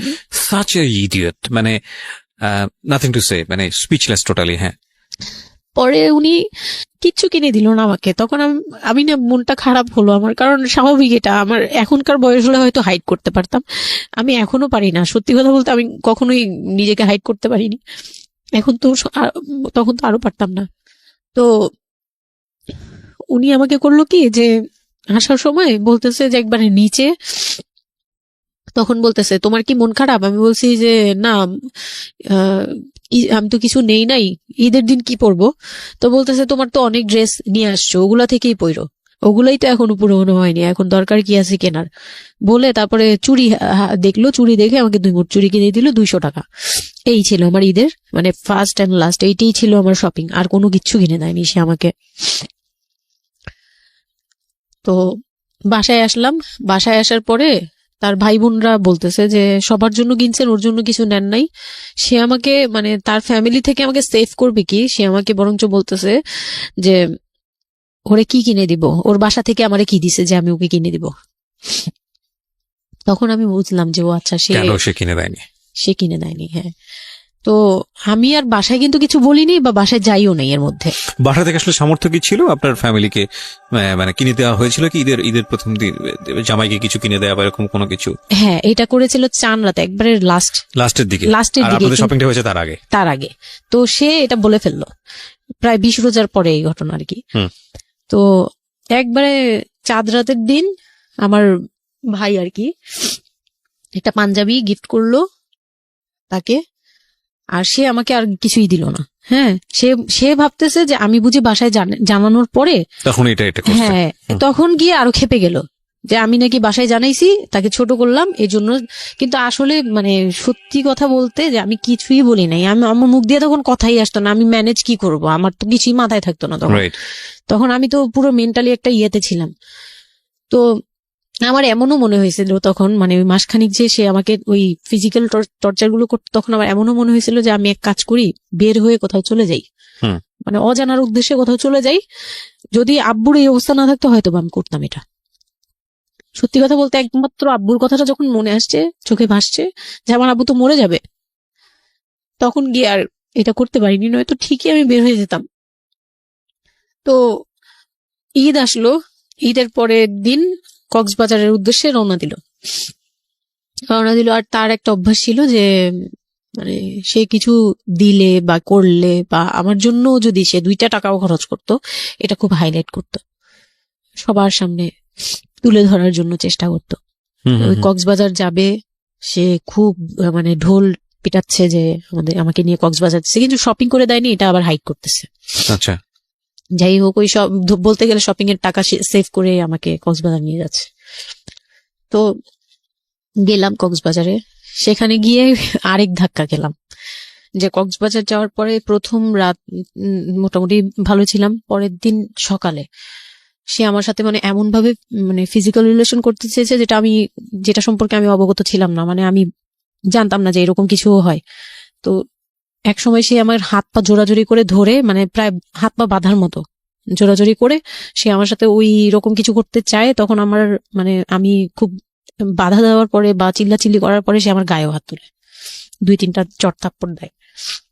আপনাদের মধ্যে সম্পর্কের জায়গাটা কি আপনি তখনও কি ওনাকে আপনি করে বলতেন? হ্যাঁ, আমি এখনো স্টিল নাও। তার মানে বিষয়টা এরকম হয়ে গেছে যে ওই দূরত্বটা বিয়ের পরে ছিল এবং সেই দূরত্ব থাকা অবস্থায় ও এই জিনিসগুলো প্র্যাকটিস করে যাচ্ছে ওর মতো করে, এবং সেখানে যখন ও সাকসেসফুল হতে না পারছে তখন সে আপনার গায়ে হাত তুলছে, তাই তো? সেটাই। হ্যাঁ, তারপর আর সবচেয়ে বড় কথা হচ্ছে সে তার জায়গাটা, সে তার চাওয়াগুলো সব পূরণ করতেছে, বাট আমার দিকটা দেখছে না। এবং সে যে শুধু আমার না, মানে সে মানুষটাই এমন, আগে বুঝি নেই, পরে অনেক ধীরে ধীরে গিয়ে পরে বুঝতে পেরেছি যে উনি সম্পূর্ণ সেলফ সেন্টার, মানে নিজে যেটা অধিকার সেটা সে আদায় করে নিবে, তার বাকিগুলো নিয়ে তার কোনো মাথা ব্যথা হচ্ছে বা কার কি হচ্ছে এটা দেখার বিষয় না, এটাই মেন্টালিটি। তো এইগুলো করার পরে আমার মানে খুব পেইন হলো, আমার খুব কষ্ট হলো যে আমি কবে আবার ঢাকায় যাব, একটা পেইন। ওটা কি জীবনের প্রথম কক্সবাজার যাওয়া? হ্যাঁ, ওইটা আমার লাইফে ফার্স্ট। চিন্তা করে দেখুন, এক ধরনের হানিমুনি বলা চলে ওদের জন্য। হানিমুনি করা হয়েছিল, কিন্তু ওটা আমার জন্য হানিমুন ছিল না, অন্য কিছুই ছিল। আচ্ছা, খুব পেইনফুল ছিল। ওকে, যাই হোক, আমি খুব ভয়ে ছিলাম যে এখানে আমাকে মেরে ফেললেও কেউ জানবে না, এরকম একটা ফিল ছিল আমার ভিতরে। জিনিস চিন্তা করতে পারেন, প্রত্যেকটা মোমেন্ট একটা মানুষ একটা মেয়ের সাথে, একটা ছেলের সঙ্গে বসবাস করছে একটা মেয়ে, এবং তাদের স্পেশাল মোমেন্টস গুলো তার জন্য ভীতির কারণ। সে হয়তোবা তখন এরকম মানে চিন্তা করছে যে এই স্পেশাল মোমেন্টটা যেন না আসে, ওর সঙ্গে স্পেশাল টাইমটা যেন আমি না হয়, রাত যেন না হয়। বিষয়গুলো তো এরকমই ছিল, কারণ ওর জন্য কিন্তু এগুলো অনেক ভয়ানক রকমের টর্চার। হ্যাঁ, তারপর আর আমার সাথে যারা ছিল, মানে ফ্যামিলি তো 2টা গিয়েছি আমরা, মানে আমার হাজবেন্ড আমাকে নিয়ে গেছে, আর হচ্ছে আমার চাচাতো বোনের রিসেন্ট বিয়ে হয়েছিল, চাচাতো বোনের হাজবেন্ড আর চাচাতো বোন, ওরা 2জন গিয়েছে। কিন্তু ওরা ওদের মতো ছিল, আমরা আমাদের মতো ছিলাম, এরকম আর কি। তো ওইভাবে আর আমাদের সাথে ইয়ে করা হয়নি যে একদম সব বিষয়ে ডিটেলস বলা। আর আমার চাচাতো বোন আমার অনেক বড় ছিল, যার কারণে আমি আপুকে বলতাম না, লজ্জা পেতাম। তো ওই দিক থেকে 3 দিন পরে 4 দিনের দিন আমি খুব জেদাজেদি করে, মানে কান্নাকাটি করে চলে আসবো করতেছি, কিন্তু আমাকে কেউ আর জিজ্ঞেস করতেছে না যে কেন। মানে আমার বোন জামাইও বিষয়টা খেয়াল করেনি, আমার বোনও খেয়াল করেনি যে আমি কেন বারবার চলে আসতে যাচ্ছি। হ্যাঁ, এত সুন্দর একটা ওয়েদার, ওরা তো খুব এনজয় করছিল হয়তো বা, মানে আমি তাদের এনজয়মেন্টে বাধা দিলাম, এরকম আর কি। তো খুব কান্নাকাটি করে ওই রাতেই আমি চলে আসবো। আমি বলছি তোমরা সবাই থাকো, আমি চলে যাই, মানে এইভাবে কান্নাকাটি করছে, আমি থাকবোই না, আমি আর একটা রাত এখানে থাকবো না। আমার কাছে মনে হচ্ছে তাও এলাকার ভিতরে তো থাকবো, যাই হোক, কিন্তু এখন তো আমি বাইরে আছি, অনেক দূরে। আমার কাছে এরকম মনে হচ্ছিল যে আমি যদি মরে যাই, আমি যদি যে কোনো সময় মারা যাবো, এরকম মনে হচ্ছিল। তো আমি ওই সময় বলাতে ওরা সবাই মিলে চলে আসছে, সবার মন খারাপ যে আমার জন্য চলে আসতে হলো তাদের। তো ঢাকায় আসলাম। ঢাকায় আসার পরে ঈদের ছুটির শেষে সে তার মতো করে বিজনেস করতেছে, আমি আমার মতো ঘরে ছিলাম। 2-3 মাস গেল, কোরবানি ঈদ আসলো, প্রথম কোরবানি ঈদ। কোরবানি ঈদের সময় যেটা হলো সেটা হচ্ছে আমার মামার বাসা থেকে মাংস, মানে কোরবানি ঈদের যে মাংসটা পাঠায়, পুরান ঢাকার একটা ইয়ে আছে যে নতুন বিয়ে হলে বাবার বাড়ি থেকে রান পাঠানো হয়, একবারে পুরো একটা রান ধরে পাঠিয়ে দেয়, বাবার বাড়ি থেকে মেয়েদের পাঠায়, মানে কোটাকুটি নেই, রানী পাঠিয়ে দিতে হবে, একদম আস্ত পাঠায়। এটা পুরান ঢাকার রেওয়াজি, একবারে যে কয়টা মেয়ে থাকবে ওই কয়টা রান বাসায় যাবে, মানে ওই রানগুলোর কেউ কাটতে পারবে না, একদম আস্ত পা ধরে দিয়ে দিবে একবারে। আচ্ছা আচ্ছা, ইন্টারেস্টিং তো। হ্যাঁ, এটা কিন্তু পুরান ঢাকার একটা রেওয়াজ, এখনো আছে। মানে কোরবানি হলেই সঙ্গে সঙ্গে রানটা যাবে মেয়ের বাসায়। আচ্ছা, মেয়ের বাসায় যেতেই হবে এটা। তো ওইরকম আমার মানে ওরা আশা করছিল যে আমার মামা এরকম করবে, কিন্তু আমার মামা তো প্রায় অনেক বড় গরু দেয়, আর একটা দেয় না, 2টা থেকে 3টা দেয়। তো ওনার নিজেরই আছে 3টা মেয়ে, 3 মেয়ের শ্বশুর বাড়িতে পাঠাতে হয় 3 রান। মানে এখন এক মেয়ের, বড় মেয়ের যে 20 বছর 22 বছর হয়ে গেছে বিয়ের, তারপরও পাঠাচ্ছে, প্রতিনিয়ত পাঠাতে হয়। তো ওই দিক থেকে আমি যদি এখন আরেকটা নেই, তাহলে উনার কিন্তু আরো কাউকে উকিল দিয়েছে বা আরো কোনো মেয়ে আছে, মানে আমার উকিল দিয়েছে আমার খালু দিয়েছে, আরেক খালু, আমার ওই খালা হচ্ছে আমার আম্মুর খালাতো বোন, মামাতো বোন, কিন্তু আমাদের বাসায়, মানে আমার নানু বাড়িতে বড় হয়েছে দেখে আমার আম্মুর খুব ক্লোজ। তো ওই খালু আমাকে উকিল দিয়েছে। তো ওই দিন করলো কি, যে এই রান পাঠায়নি বলে, সেই রান পাঠায়নি ঠিকই, কিন্তু রানের যে উপরের অংশ, মানে বড় একটা পিস আমার বাসায় পাঠানো হয়েছে আমার উদ্দেশ্যে, আর নামটা আমার লিখে দিয়েছে, আমার নাম লেখা এটা পাঠিয়েছে। তো ওই মাংসটা রেখে যখন চলে গেছে না আমার ভাই, তার ছোট বোন, আমি তখন মানে দেখলাম যে মানুষ কতটা হিংস্র হলে পরে এরকম ফেস হয়। আমি তো চুপ করে বসে আছি, আমি কিছুই মাথায় নেই যে এটা নিয়ে যে কি হবে, আমি বুঝিই নেই বিষয়টা। সে মাংসটা ধরে রাস্তায় ফেলে দিছে ঈদের দিন রাস্তায় ফেলে, এই মাংসে কেন ওর নাম লেখা থাকবে? তাহলে এই যে আমরাও তো ভাগ্নি, মানে আমরাও ভাগ্নি, আমাদের বাড়িতে আমার মাংস আসছে, ওর নাম দিয়ে আসছে, তাহলে রান আসলো না কেন? দোষ হয়ে গেছে, এটা খুব বড় অন্যায় হয়ে গেছে। ভয়ানক। আমি ভয়ানক বলছি এই কারণে যে আমাদের সমাজে কিছু কালচার আছে যেগুলো আসলে মেয়ের বাড়ি থেকে পূরণ করা হয়, ধরে নেওয়া হয়, বা ছেলের বাড়ি থেকেও। সেটা পাঠ্য বইয়ে তো থাকে না এগুলা, মানে কালচারে আছে, এগুলো শুনতে ভালো লাগে, কিন্তু প্র্যাকটিসের জায়গা থেকে যদি এটা অত্যাবশ্যকীয় নিয়ম হয়ে যায় কখনো কখনো, যেটা কতটা ভয়ানক পেইনফুল হয়। কান্ট ইউ এভার ইমাজিন যে বাবার সামর্থ্য নাই, তারপরে তাকে চিন্তা করতে হচ্ছে যে আমার মেয়ের বাড়িতে একটা রান পাঠাতে হবে, আমার কোরবানি দেওয়ার সামর্থ্য নাই, এই রান পাঠানোর জন্য আমাকে কোরবানি দিতে হচ্ছে। মানে আমাদের এই ব্যাড প্র্যাকটিস গুলা কতটা ভয়ানক হয়ে গেছে আমাদের সমাজে, এবং ইনফ্যাক্ট এগুলো নিয়ে কেউ কখনো কথা বলে না। এগুলো নিয়ে কথা বলা উচিত। একটা মানুষ, একটা সোসাইটি চেঞ্জ হবে কিভাবে, একটা মানে পুরো কমিউনিটি চেঞ্জ হবে কিভাবে, একটা রাষ্ট্র চেঞ্জ হবে কিভাবে, এই ছোট ছোট আমরা তো সব জায়গাতেই পয়জনাস। এই ছোট ছোট বিষয়গুলো যদি চেঞ্জ না হয়, আমরা যে এত ডিগ্রি নিচ্ছি, প্রতি বছর পিএইচডি, ভুরি পিএইচডি বের হচ্ছে, ডক্টরেট, হ্যাঁ, আমাদের বিশ্ববিদ্যালয়ে ভরে যাচ্ছে, আমাদের ছেলেমেয়েরা গোল্ডেন এ প্লাস, আমাদের পাশের হার বাড়ছে, কিন্তু এই সব যে মানে খোরা কালচার, ল্যাংড়া টাইপের কালচার, এগুলোর যে পরিবর্তন হচ্ছে না, বা এগুলো নিয়ে যে কেউ কখনো কোনো কথা বলে না, এগুলো নিয়ে না পত্রপত্রিকায় কথা হয়, না কোনো মিডিয়াতে কথা হয়, অথচ এগুলো আমাদের জীবনটাকে পঙ্গু করে দিচ্ছে, এবং এগুলো নিয়ে কেউ কখনো কথা বলে না। আমরা যৌতুক নিয়ে কথা বলি, এবং যৌতুক একটা ঘাতক ব্যাধি, আমরা যৌতুক মোকাবেলা করতে পেরেছি, কিন্তু এই কালচারের মধ্যে যে যৌতুক ঢুকে বসে আছে সেটা নিয়ে আমরা কেউ কখনো কথা বলি না, এবং এগুলো নিয়ে কথা বলা উচিত। কথা নইলে আমরা আসলে কিওর হব কিভাবে? আমরা যে বলি যে আমাদেরকে শুদ্ধ হতে হবে, আমরা মানুষ হিসেবে ভালো হতে হবে, বাট হাউ? আমাদের তো রন্ধ্রে প্রবলেম। সো প্রবলেমটাকে প্রবলেম বলা উচিত, অ্যাটলিস্ট কাউকে না কাউকে তো স্পিক আউট করতে হবে, এবং স্পিক আউট করলে তাহলে এই প্রবলেমগুলো সামনে আসবে, এবং সামনে আসলে এগুলো নিয়ে কিওর নিয়েও মানুষ কথাবার্তা বলবে। আমি তো জীবনে কোনোদিন শুনিও নাই, আমি জানি না পুরান ঢাকার এই কালচার যে মেয়ের বাড়িতে রান পাঠাতে হয়, এটা এখনো আছে, এবং এটা নিয়ে মোটামুটি মারামারি বাঁধার মতো অবস্থা। হ্যাঁ, এটা নিয়ে মানে এটা কোনো ভাবেই মিস করা যাবে না, এরকম অবস্থা। তো আমার বাসায় কিন্তু রান আসছে, আমার বাসায় পরে রান আসছে, ওইটা ছিল ঈদের দিন। হ্যাঁ, ঈদের দিন তারা আমাকে খুব ব্যাডলি কথা শুনাইছে, আমাকে সামনে বসিয়ে রেখে, মানে 4-5 ভাই বোন একসাথে বসে যেরকম মিটিং, মনে হয় আমি অনেক বড় একটা পাপ করে ফেলছি। তার ভাইয়ের কাছে বিয়ে হয়ে আমার পাপ হয়েছে যে আমি নাকি তার ভাইকে কিভাবে ভুলিয়ে ভালিয়ে, আমি তখন ভুলাবো কি, আমার তো ভালানোর প্রশ্নই আসে না। আমি তখন মনে মনে মানে হাসিও পাচ্ছে, আমি অবাক হচ্ছি যে এগুলো কি বলতেছে, আমি নাকি তাদের ভাইকে হাত করেছি, এই টাইপের কি কথা বলতে, মানে আমি এখন বলতে পারবো না বুঝিয়ে। তো এগুলো বলছে, তো আমার কাছে খুব মনে হচ্ছে যে আমি কান্না করতেছি, খুব কান্না করছিলাম। তো কান্না করার পরে আমার যে হাজবেন্ড ছিল, সে কেমন একটা লোক যে সে এটাও বললো না যে মাংসটা তুলে নিয়ে আসি। এটা তো একটা মানে বলতে গেলে কোরবানি দেওয়া হয়। বাই দ্য ওয়ে, আপনার শ্বশুর বেঁচে ছিল না? না, আমার শ্বশুর শাশুড়ি দুজনই মারা গিয়েছে। তো তার মানে ওই পরিবারের মূল হর্তাকর্তা হচ্ছে আপনার হাজবেন্ডই? হ্যাঁ। আচ্ছা। তো তখন সে ওই মাংসটা নিয়ে আসলো না, ভাই বোন ফেলে দিছে, সেও তাদের সাথে তাল মিলাচ্ছে, কিন্তু আবার আমাকে সরাসরি কিছু বলছে না। কুকুর খাওয়ার দরকার, কারণ পুরান ঢাকায় তো কুকুরের অভাব নাই রাস্তাঘাটে, আমি যেটা দেখি। না, ওইগুলির ভিতরে নাই, ছিল না, ওইগুলিতে ছিল না, থাকলে হয়তো। আর এগুলো করলে তো আপনাদের যে কালচারটা, সেটা হচ্ছে পুরান ঢাকায় একটা জিনিস খুব ভালো লাগে, একটা ফ্যামিলির খবর একটা ফ্যামিলি জানে, যে এই ফ্যামিলি পরিবারে কি হচ্ছে, এই পরিবারে কি হচ্ছে। আশপাশে তো খুব মানে ওরা তো খুব লাগানো বাড়ি ঘর, তো সবাই শুনে, এক দেয়াল দুই বাড়ি। তার মানে এগুলো কত কানাঘুষা তো হচ্ছিল নিশ্চয়ই।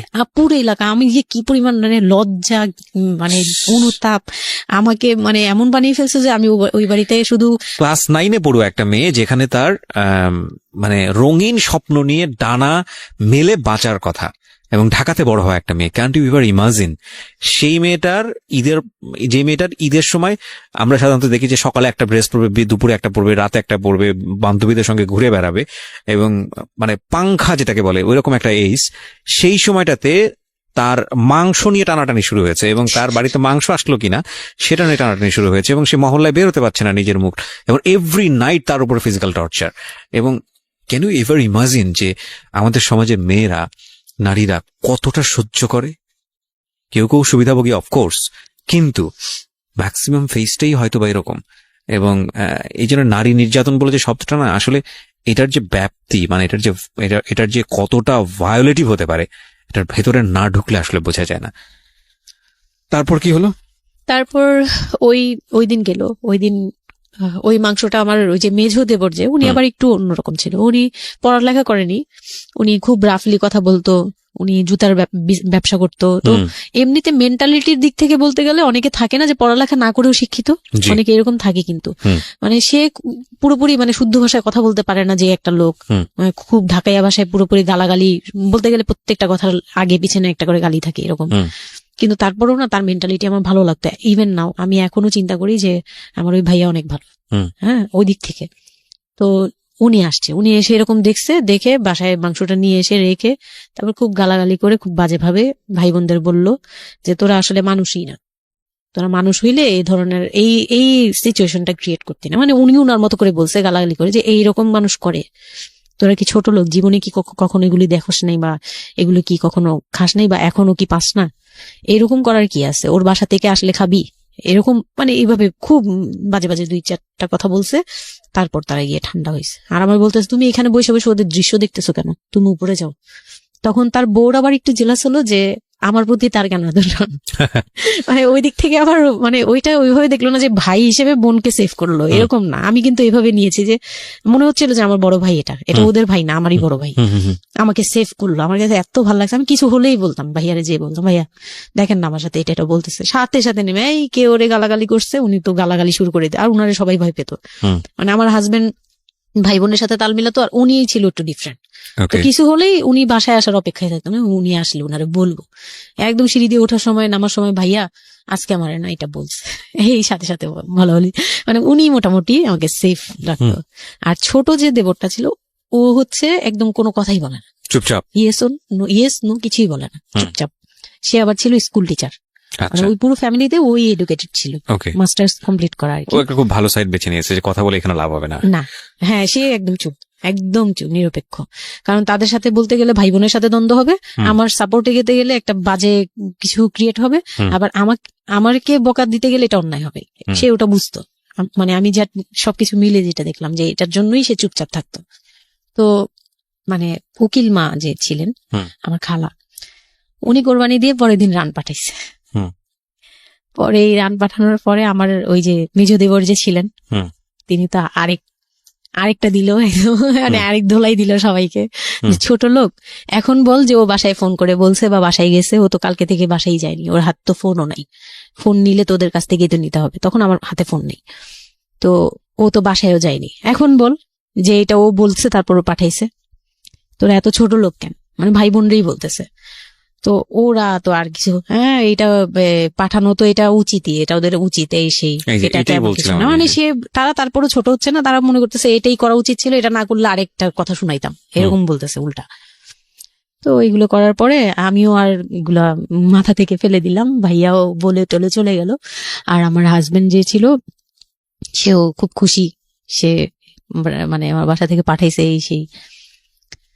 তো বিয়ের 4 মাস পরে মেইন পার্ট যেটা, যে আমি কনসেপ্ট করি, তখন আমি বুঝতে পারি না কনসেপ্ট করার 13-14 বছর বয়সে। হ্যাঁ, তখন আমি স্কুল যাতায়াত করতাম, রেগুলার না, আচ্ছা, মাঝে মাঝে রেগুলার, মানে মাঝে মাঝে বলতে আমি চাচ্ছিলাম কি পড়াটা রানিং থাকুক, এক্সাম গুলো দিব আর বাসায় থাকবো।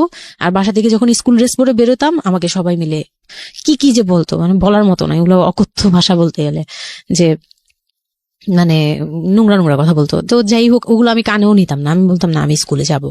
আর যেহেতু বিয়ের সময় বলছে যে ওরে পড়াশোনা করতে দিব, আমার হাজবেন্ড এগুলো বলছে, ও না ও স্কুলে যাবে আসবে সবই করবে। পরে গিয়ে বলে কি তুমি বাড়ির বড় বউ, তুমি যদি স্কুল ড্রেস পরে স্কুলে যাও কেমন দেখা যায়, আমি তো বোরকা পরতাম। তো বলে না স্কুলে গিয়ে তো তোমার বোরকাটা খুলতে হয়, অ্যাসেম্বলিতে দাঁড়াও, ওই যে পিটি করো তোমরা, এগুলো তো আশপাশ থেকে দেখা যায়, এলাকার ভিতরে স্কুল, আমার অসম্মান এটা। এটা তার অসম্মান হয়ে উনি যায়। পড়াশোনা করেছেন আপনার হাজবেন্ড? না, উনি ক্লাস 5 পর্যন্ত পড়ে আর পড়াশোনা করেন। রাইট, ওনার জন্য অসম্মানী হবে এটা। আমি ক্লাস 5 পড়ুয়া যারা আছেন বাংলাদেশ তাদের সবার প্রতি রেসপেক্ট রেখে বলছি, ক্লাস 5 না, এনার ডিগ্রি পাস করা এরকম অনার্স মাস্টার্স পড়ুয়া এরকম অনেক ছেলে মেয়ে আছেন যারা এই ধরনের মানে আজগুবি ল্যাংরা টাইপ যুক্তি দিয়ে জীবনটাকে চালান। তাদের জন্য এটা আসলে অযুক্তি, কি হবে, কিছু করার নাই। হ্যাঁ, তো আমি তখন চিন্তা করছি যে আমি স্কুলে যাব, তো মাঝে মাঝে করতাম কি একটু করেই মানে ম্যানেজ করে যাওয়ার চেষ্টা করতাম, রিকোয়েস্ট। বিষয়টা যদি এরকম হতে ধরেন, আমি জানি না, প্রথমত যেটা ঠিকই হয়নি, মানে কোনো কিছুই ঠিক হয়নি, শুনছি আর মেজাজ খারাপ হচ্ছে আসলে, মানে কোনো কিছুই ঠিক হয়নি, তারপরেও যদি খারাপের মধ্যে ভালোটা চিন্তা করি যে ঠিক আছে, এত কিছু একটা মানুষের এত খারাপ, একটা দিক তো ভালো থাকতে পারে না, ওর ওয়াইফকে সে সাথে করে নিয়ে, ঠিক আছে তোমার স্কুলে চলো আমি তোমাকে পৌঁছে দিয়ে আসি, স্কুলে পৌঁছে দিয়ে আসলো, স্কুল থেকে নিয়ে আসলো। কিছু জিনিস হয়তো ওনার আত্মসম্মানে লাগবে, যেহেতু উনি বেশি দূর পর্যন্ত লেখাপড়া করেনি, উনি অনেক কালচারের সাথে অভ্যস্ত না, এতটুকু হলেও তো ও নিজের মনটাকে বুঝ দিতে পারতো যে না, আমার হাজবেন্ড আমাকে কেয়ার করে। মানে স্টুপিডিটি আর কি, মানে লিমিটলেস স্টুপিডিটি যাকে বলে। হ্যাঁ, তুমি অ্যাসেম্বলিতে দাঁড়াবে, সে কারণে তোমার লেখাপড়া বন্ধ, বদমাইশ। তারপর স্কুল বন্ধ করে দিল। না, তখন আমি কনসেপ্ট করি, আমি বুঝতে পারিনি, আমার তখন টেস্ট পরীক্ষা চলছে স্কুলে। তো পরীক্ষা দিতে দিতে আমার মানে শারীরিক পরিবর্তন খেয়াল করলাম, যে আমার বমি লাগতেছে খুব, মানে বইয়ের দিকে তাকাতে পারছি না, খাতার দিকে তাকাতে মানে মাথা কেমন করতেছে। তখন ক্লাস 9-এ। তখন আপনি জানেন না আপনি কনসিভ করেছেন? না, তখনও মানে এইটা সিমটম ফার্স্ট। তো এইরকম হওয়ার পরে রাতে 11:30 12টার দিকে আমি না খুব গড়াগড়ি করে কান্না করতেছি, জোরে জোরে, মানে খুব গড়াগড়ি করে জোরে জোরে কান্না করতেছে। আমি আমার মাথায় নেই যে কে শুনতেছে কে না শুনতেছে এরকম। তো এটা দেখে তার বোন, যেটা বিয়ে হয়ে গেছে, সে আবার ছিল বাসায়, তো সে দেখে বলতেছে, সে আবার মানে খারাপ লাগছে তার কাছে, বলে চলো এক্ষুনি তোমার নিয়ে হসপিটালে যাব। হ্যাঁ, ওর কি হইলো হঠাৎ করে, কি খাইছিলা তুমি, কি উল্টাপাল্টা কিছু খাইছো কি না, এই সেই। বলছি না, আমার কেন জানি অনেক পেট ব্যথা করতে, আমি পারতেছি না সহ্য করতে, পেট জ্বলতেছে আমার খুব। তো নিয়ে গেল ডাক্তারের কাছে। তখন ডাক্তার আমার নার্ভস দেখে বললো যে she is pregnant. But 100% confirm করতে পারবেন না আল্ট্রাসাউন্ড না, এমনিতে, তবে উনি আর কি উনার মতো করে বলছে। আচ্ছা, আর তখন টেস্ট দিল একটা, যে রাতে নিয়ে যান, ইউরিন টেস্ট টাইপের একটা কিছু বাসায় করা যায়, ওই টাইপের একটা টেস্ট দিল। তো ওইটাই করলাম। বাসায় এসে করার পরে পজিটিভ আসছে, যেভাবে বলছে ওইভাবে করছি, করার পরে পজিটিভ আসছে। How do you feel? Positive আসার পরে মানে আমার কাছে যেটা মনে হচ্ছিল যে আমি মানে এতটা খুশি হয়েছি, আমি কিন্তু বিয়ে নিয়েও খুশি না, আমার মনে হচ্ছে এটাই আমার অ্যাচিভমেন্ট লাইফের। আচ্ছা, এতটা খুশি হয়েছে আমি বলতে পারবো না কেন। এটা আসলে ন্যাচারালি আল্লাহ হয়তো প্রত্যেকটা মেয়ের মধ্যে এই বিষয়টা দিয়ে দেন, যে নইলে আসলে মা কেন, মানে মা তো মাই, এটা আসলে আল্লাহ গিফটেড। অফকোর্স দেখেন, এরকম একটা ডিফিকাল্ট সিচুয়েশনের মধ্যে, যেখানে 13 বছর বয়সে ওর আসলে এই জিনিসটা ফিল করার কথা না, সেখানে ও ফিল করতেছে, এটা কিন্তু লজিকলেস ফিল, এবং এই ফিলটা সম্পূর্ণই ন্যাচারাল। ওকে, আমার কাছে তখন মনে হচ্ছিল কি যে আমার পেটে একটা জীবন্ত কিছু আছে, এক্স্যাক্টলি, মানে এরকম ফিল হচ্ছে। আর আমি এটাকে মানে একটা কিউরিওসিটিও, যে দেখি তো কি হয়, কতদিন পরে কি হবে, মানে এটা আস্তে আস্তে বড় হবে, এটা কি করবে পেটে, এটা কিভাবে আসবে, মানে দুনিয়াতে কিভাবে আসবে, এটা এইগুলোও জানি না আমি, যে মানে এটা বড় হলে পরে এটা যে কিভাবে দুনিয়াতে আসবে। You feel like it's a game, একটা কোন একটা খেলা, মজার একটা খেলা, যে আমি একটা কিছু পাইছি, এটা নিয়ে থাকা যাবে এখন, এরকম মনে হচ্ছিল তখন। খুব মানে খুব কেন জানি খুব আনন্দ, মানে মা হওয়ার ফিল না, কিন্তু এটা মা হওয়ার ফিল না, কিন্তু কিউরিওসিটির জায়গা থেকে কিছু একটা আছে আমার সাথে, আমি এটা নিয়েই থাকবো এখন, মানে আমি একটা কিছু পাইছি এখন, আর আমি একা না, এরকম মনে হচ্ছে। তো আমি না দৌড়ে দৌড়ে বের হয়ে বললাম কি, ওই যে বোনটা আমাকে রাতে নিয়ে গেছিল ডাক্তারের কাছে, সে তো ছিল রাতে। তো আমি বের হয়ে বলতেছি কি, আপা আমার না এইরকম 2টা আসছে, মানে এই পজিটিভ স্টেপ গুলো আসে যেগুলো বলছি। পরে সে না সাথে সাথে বলে কি, এখন তো আমাদের কদর কমে যাবে আরো। প্রথম ছিল এটা, প্রথম ডায়লগ ছিল এটা, মানে মনটা খারাপ করে সে বড় নিঃশ্বাস ফেলে বললো, হ্যাঁ এখন তো আমাদের কদর কমে যাবে, আর তো এখন তো আর কম কম আসা লাগবে। তার সাথে ছোট বোনটা বলতেছে, তুমি না সময় কমে বুঝে কথা বলো না, এইগুলো তো বুঝতে হবে, মানে তাদের মতো করে তারা বলতেছে, যে পুরান ঢাকার মানুষ যেভাবে বলে ওইভাবে বলতেছে, যে এগুলো তো বুঝতে হবে যে এগুলো প্ল্যান করা, মানে আমি ইচ্ছা করে কনসেপ্ট করছি এরকম কিছু বুঝাইছে, কিন্তু আমি তখনও না এই জিনিসটা মানে ঘোলা ঘোলা, আমি বুঝি নাই যে ওরা কি বলতেছে দুইজনে। তা আমি বলি যা মজা তাই বলুক, আমি আমার মতো থাকি। তা আমি দৌড় দিয়ে গিয়ে আমার হাজবেন্ডকে না বললাম, এই উঠেন না। আমি তখনও পর্যন্ত কিন্তু তাকে খুশি হয়ে গেছে বলিনি, ফার্স্ট তাকে খুশি মনে কিছু বলতেছি। বিয়ের 4 মাসে আমি তাকে কখনো ডাকও দিইনি, তাকে কিছু বলিও নাই, বা আমি উনাকে কোনো রিকোয়েস্টও করি নাই, কোনো আহ্লাদও করিনি। ফার্স্ট মানে মনে হলো যে আহ্লাদ করে বলি যে জানেন আমি এরকম আসছে আমার। তো আমি কাকে বলবো, ওদের করে খুশি করতে পারিনি, যাই রে দেখি খুশি করতে পারি কিনা। যে তাকে ধাক্কা দিছি, সে ঘুম থেকে বিরক্ত হয়ে উঠলো, এই ধাক্কা কি করো কেন, কি হয়েছে? আমি তো মনটা ভেঙে কি যে আমি তো এরকম আমার পজিটিভ আসছে, দেখালাম যে এই যে এটা হলে না পজিটিভ হয়, রাতে পেট ব্যথা বলছিলাম না, তো ওইটার ইয়েতে এটা আসছে। তারপরে না চুপ হয়ে তাকায় আছে, বলে কি এইগুলা কি মানে বুঝলাম না। বলে কি এইটা তো ঠিক না। কি ঠিক না? তারপর বলতেছে যে এই এখন তো এগুলোর দরকার নেই, আমাদের এখন তো এগুলোর কোনো দরকার নাই। তো আমি বলি আপনি আমার স্কুল যেতে দিবেন না। আমি এবার তখন মুখ খুললাম, আপনি স্কুল যেতে দেন না, তারপরে আর আমি তো এই জিনিস মানে এটা কিভাবে কি হয়েছে আমি তো জানি না। আমি ভাবছি যে আপনি হয়তো বা কিছু করছেন, আমি জানি না। আমি তাকে এইভাবেই বললাম খুলে যে আমি তো আসলে জানি না, যে আমি ভাবছি আপনি চাচ্ছিলেন এই জন্য হয়তো বা এরকম কিছু হয়েছে। আর মানে প্রোটেকশন নেওয়াটা বা সবকিছু তার উপর ডিপেন্ড করে। তারপর হচ্ছে এটা বলার পরে না মানে আমি আর কিছু বলার মতো ইয়েতে ছিলাম না, আমি চুপচাপ, যে ওরা কি করবে না করবে আমি কিছু জানি না। তো আমার হাজবেন্ড যেটা করলো, যে সে চাচ্ছিল না যে আমি মানে সে চাচ্ছিল না বেবিটা, মূল কথা হচ্ছে সে চাচ্ছে না, মানে কিন্তু কিছু বলতেও পারছে না। আমি এবার বাসায়ও বলছি, বাসায় সবাইও খুব চিন্তিত আমার এইটুক বয়সে আমি কিভাবে কি করব। আর এদিক দিয়ে আমি এবার কিছুই বলছি না, আমি আমার মতো করে চলছি, নর্মাল লাইফ কাটাচ্ছি। আমার কোনো শারীরিক পরিবর্তন তেমন আসে নাই, সত্যি কথা বলতে শুধু একটু মানে কিছু কিছু খাবার আছে একটু বাজে লাগতো, এই ছাড়া আমার সবই নর্মাল। আমি নর্মাল ওয়েতেই আমি ওই ওষুধ খাচ্ছি রেগুলার, আর হাঁটা চলা করতেছি, লাফালাফি সিঁড়ি বাওয়া কোনো কিছুতেই আমার ইয়ে নেই। আছে ডাক্তার থেকেও কোনো ধরনের কোনো কন্ডিশন দেয়নি? না, ডাক্তার দিয়েছে, ডাক্তার ওই যে 2-1টা ওষুধ দিয়েছে। প্রথম কথা হচ্ছে ডাক্তার থেকে যে বাক্যটা আসলে ছিল যে এই 13 বছরের মেয়ের সাথে এটা কিভাবে হলো? ও ডাক্তার, হ্যাঁ, তখন যখন ফার্স্টে ওই দেখলো, তো উনি বললো যে এটা তো আসলে নষ্ট করাটা ওর জন্য রিস্ক। এক্স্যাক্টলি, মানে সব দিক থেকে তো রিস্ক। ডাক্তার যেটা বললো, যে জাফর ইকবাল আমার বাসার পাশেই ছিল উনি, তো উনি আমাকে যেটা বললো যে এই মেয়ের মানে রাখাটাও যেমন রিস্ক, ফেলে দেওয়াটা। আর যেহেতু মানে আল্লাহকে তো সবাই বিশ্বাস করি, তো বলতেছে যে যেহেতু আল্লাহ চাচ্ছে, যেহেতু এসেই পড়ছে, এটাকে নিয়ে আমরা মাতাবুরি না করি, যেহেতু রাখাও রিস্ক ফেলে দেওয়াও রিস্ক, তো রাখুক না। এটা এইভাবে আল্লাহকে নিয়ে বলা যাবে না, এমন বলছে, ভুল বলেছে না, উনি বলছেন থাক ঠিক আছে, যদি ভাগ্যে থেকে থাকে তাহলে হবে। আর এই বয়সে হয়, কিন্তু এত অল্প বয়সে নেওয়াটা ঠিক না, উনিও এটা বলছে। তো ওইভাবে ইয়ে করার পরে তো আমি তো রাখছি ঠিকই, কিন্তু আমি তো মানে ওই সময়টা তো ভালোই গেছে। বাচ্চাটা হওয়ার পরে তো আমি বুঝতে পারছি যে আসলে জিনিসটা যে আমার পুরো কত বড় একটা ইয়ে ছিল। এখন আপনার হাজবেন্ড হ্যাপি না, সে চিন্তিত বিষয়টা নিয়ে। তারপরে কি হলো? তারপরে থেকে আমার মধ্যে একটা বিরাট গ্যাপ তৈরি হলো। সে আমার সাথে মানে টোটালি মিশে না। ওই সময় থেকে যখন শুনলো রাতে 3টা-4টা বাজেও আসে বাসায়, তার মধ্যে একদম পুরো চেঞ্জিং চলে আসলো হঠাৎ করেই। কি কারণে জানি না, মানে আমি নিজেও জানি না আমার কি ভুল ছিল বা কি, আমি নিজেও বুঝছিলাম না তখন। ওই সময় একদিন আসলো রাতে 3:30 না 3টার দিকে, হ্যাঁ 3টার পরে আর কি আসছে। আসার পরে আমি ওই দিন খুব খেপলাম যে প্রত্যেক রাতে, আমি একটা অসুস্থ মানুষ, আমি রাত জেগে আপনার জন্য ভাত নিয়ে বসে থাকি, আপনি প্রত্যেক রাতে এরকম লেট করে আসেন, আমাকে গেট খুলে দিতে হয়, আমি ঘুম থেকে উঠেও গেট খুললে আমার খুব কষ্ট হয়, সিঁড়িটা বেয়ে নেমে আমার গেটটা খুলতে হয়, আমার ভয়ও লাগে, আমি কখনো বাসায় একা থাকিনি। ওই প্রথম মানে আমাকে সে চুলে ধরে সে টেনে ও সিঁড়ি দিয়ে নামাইছে, মানে নামায় সে আমাকে বের করে দিবে এখনই। হ্যাঁ, এত বড় ইয়ে হয়ে গেছে, সাহস হয়ে গেছে, এক্ষুনি বাসা থেকে বের হও। সে কিন্তু নেশাও করে নাই, কিচ্ছু না, সুস্থ একটা মানুষ, এরকম করতেছে। তো তার ভাই বোন গুলা এসে বলতেছে আপনি কি মানুষজন কি বলবে, তারা মানুষজনের চিন্তা করতেছে, কিন্তু আমার যে টর্চার হচ্ছে এটা বলতেছে না। এইটা আরেকটা বিষয়, এই যে এগুলো বিষয় আসলে না আমার মেজাজ খুব খারাপ হয়ে যায়। যাই হোক, আপনি যদি আনছেন, আমি খুব সেন্সিটিভ একটা বিষয় একটু কথা বলতে চাই। সেটা হচ্ছে এই যে আপনারা যত মানুষজন চিন্তা করেন, নিজের ঘরের ভিতরে একটা মানুষ ঠিক নাই, এটা আমি আপনাদের কথা বলছি না, এটা বাংলাদেশের সামাজিক অবস্থার চিত্র। সেটা হচ্ছে আমরা নিজের ঘরের মধ্যে অনেক সময় দেখা যায় যে আপনারা যখন ঘরের মধ্যে একটা বিপদে পড়েন, আপনার চারপাশের লোকজন কি এসে আপনারা সেটা সলভ করে? তো ফার্স্ট আপনি ঘরের কথা আগে চিন্তা করেন, আপনার মেয়ে কিভাবে ভালো থাকবে সেটার কথা চিন্তা করেন, আপনার ছেলেটা কিভাবে ভালো থাকবে সেই কথাটা চিন্তা করেন।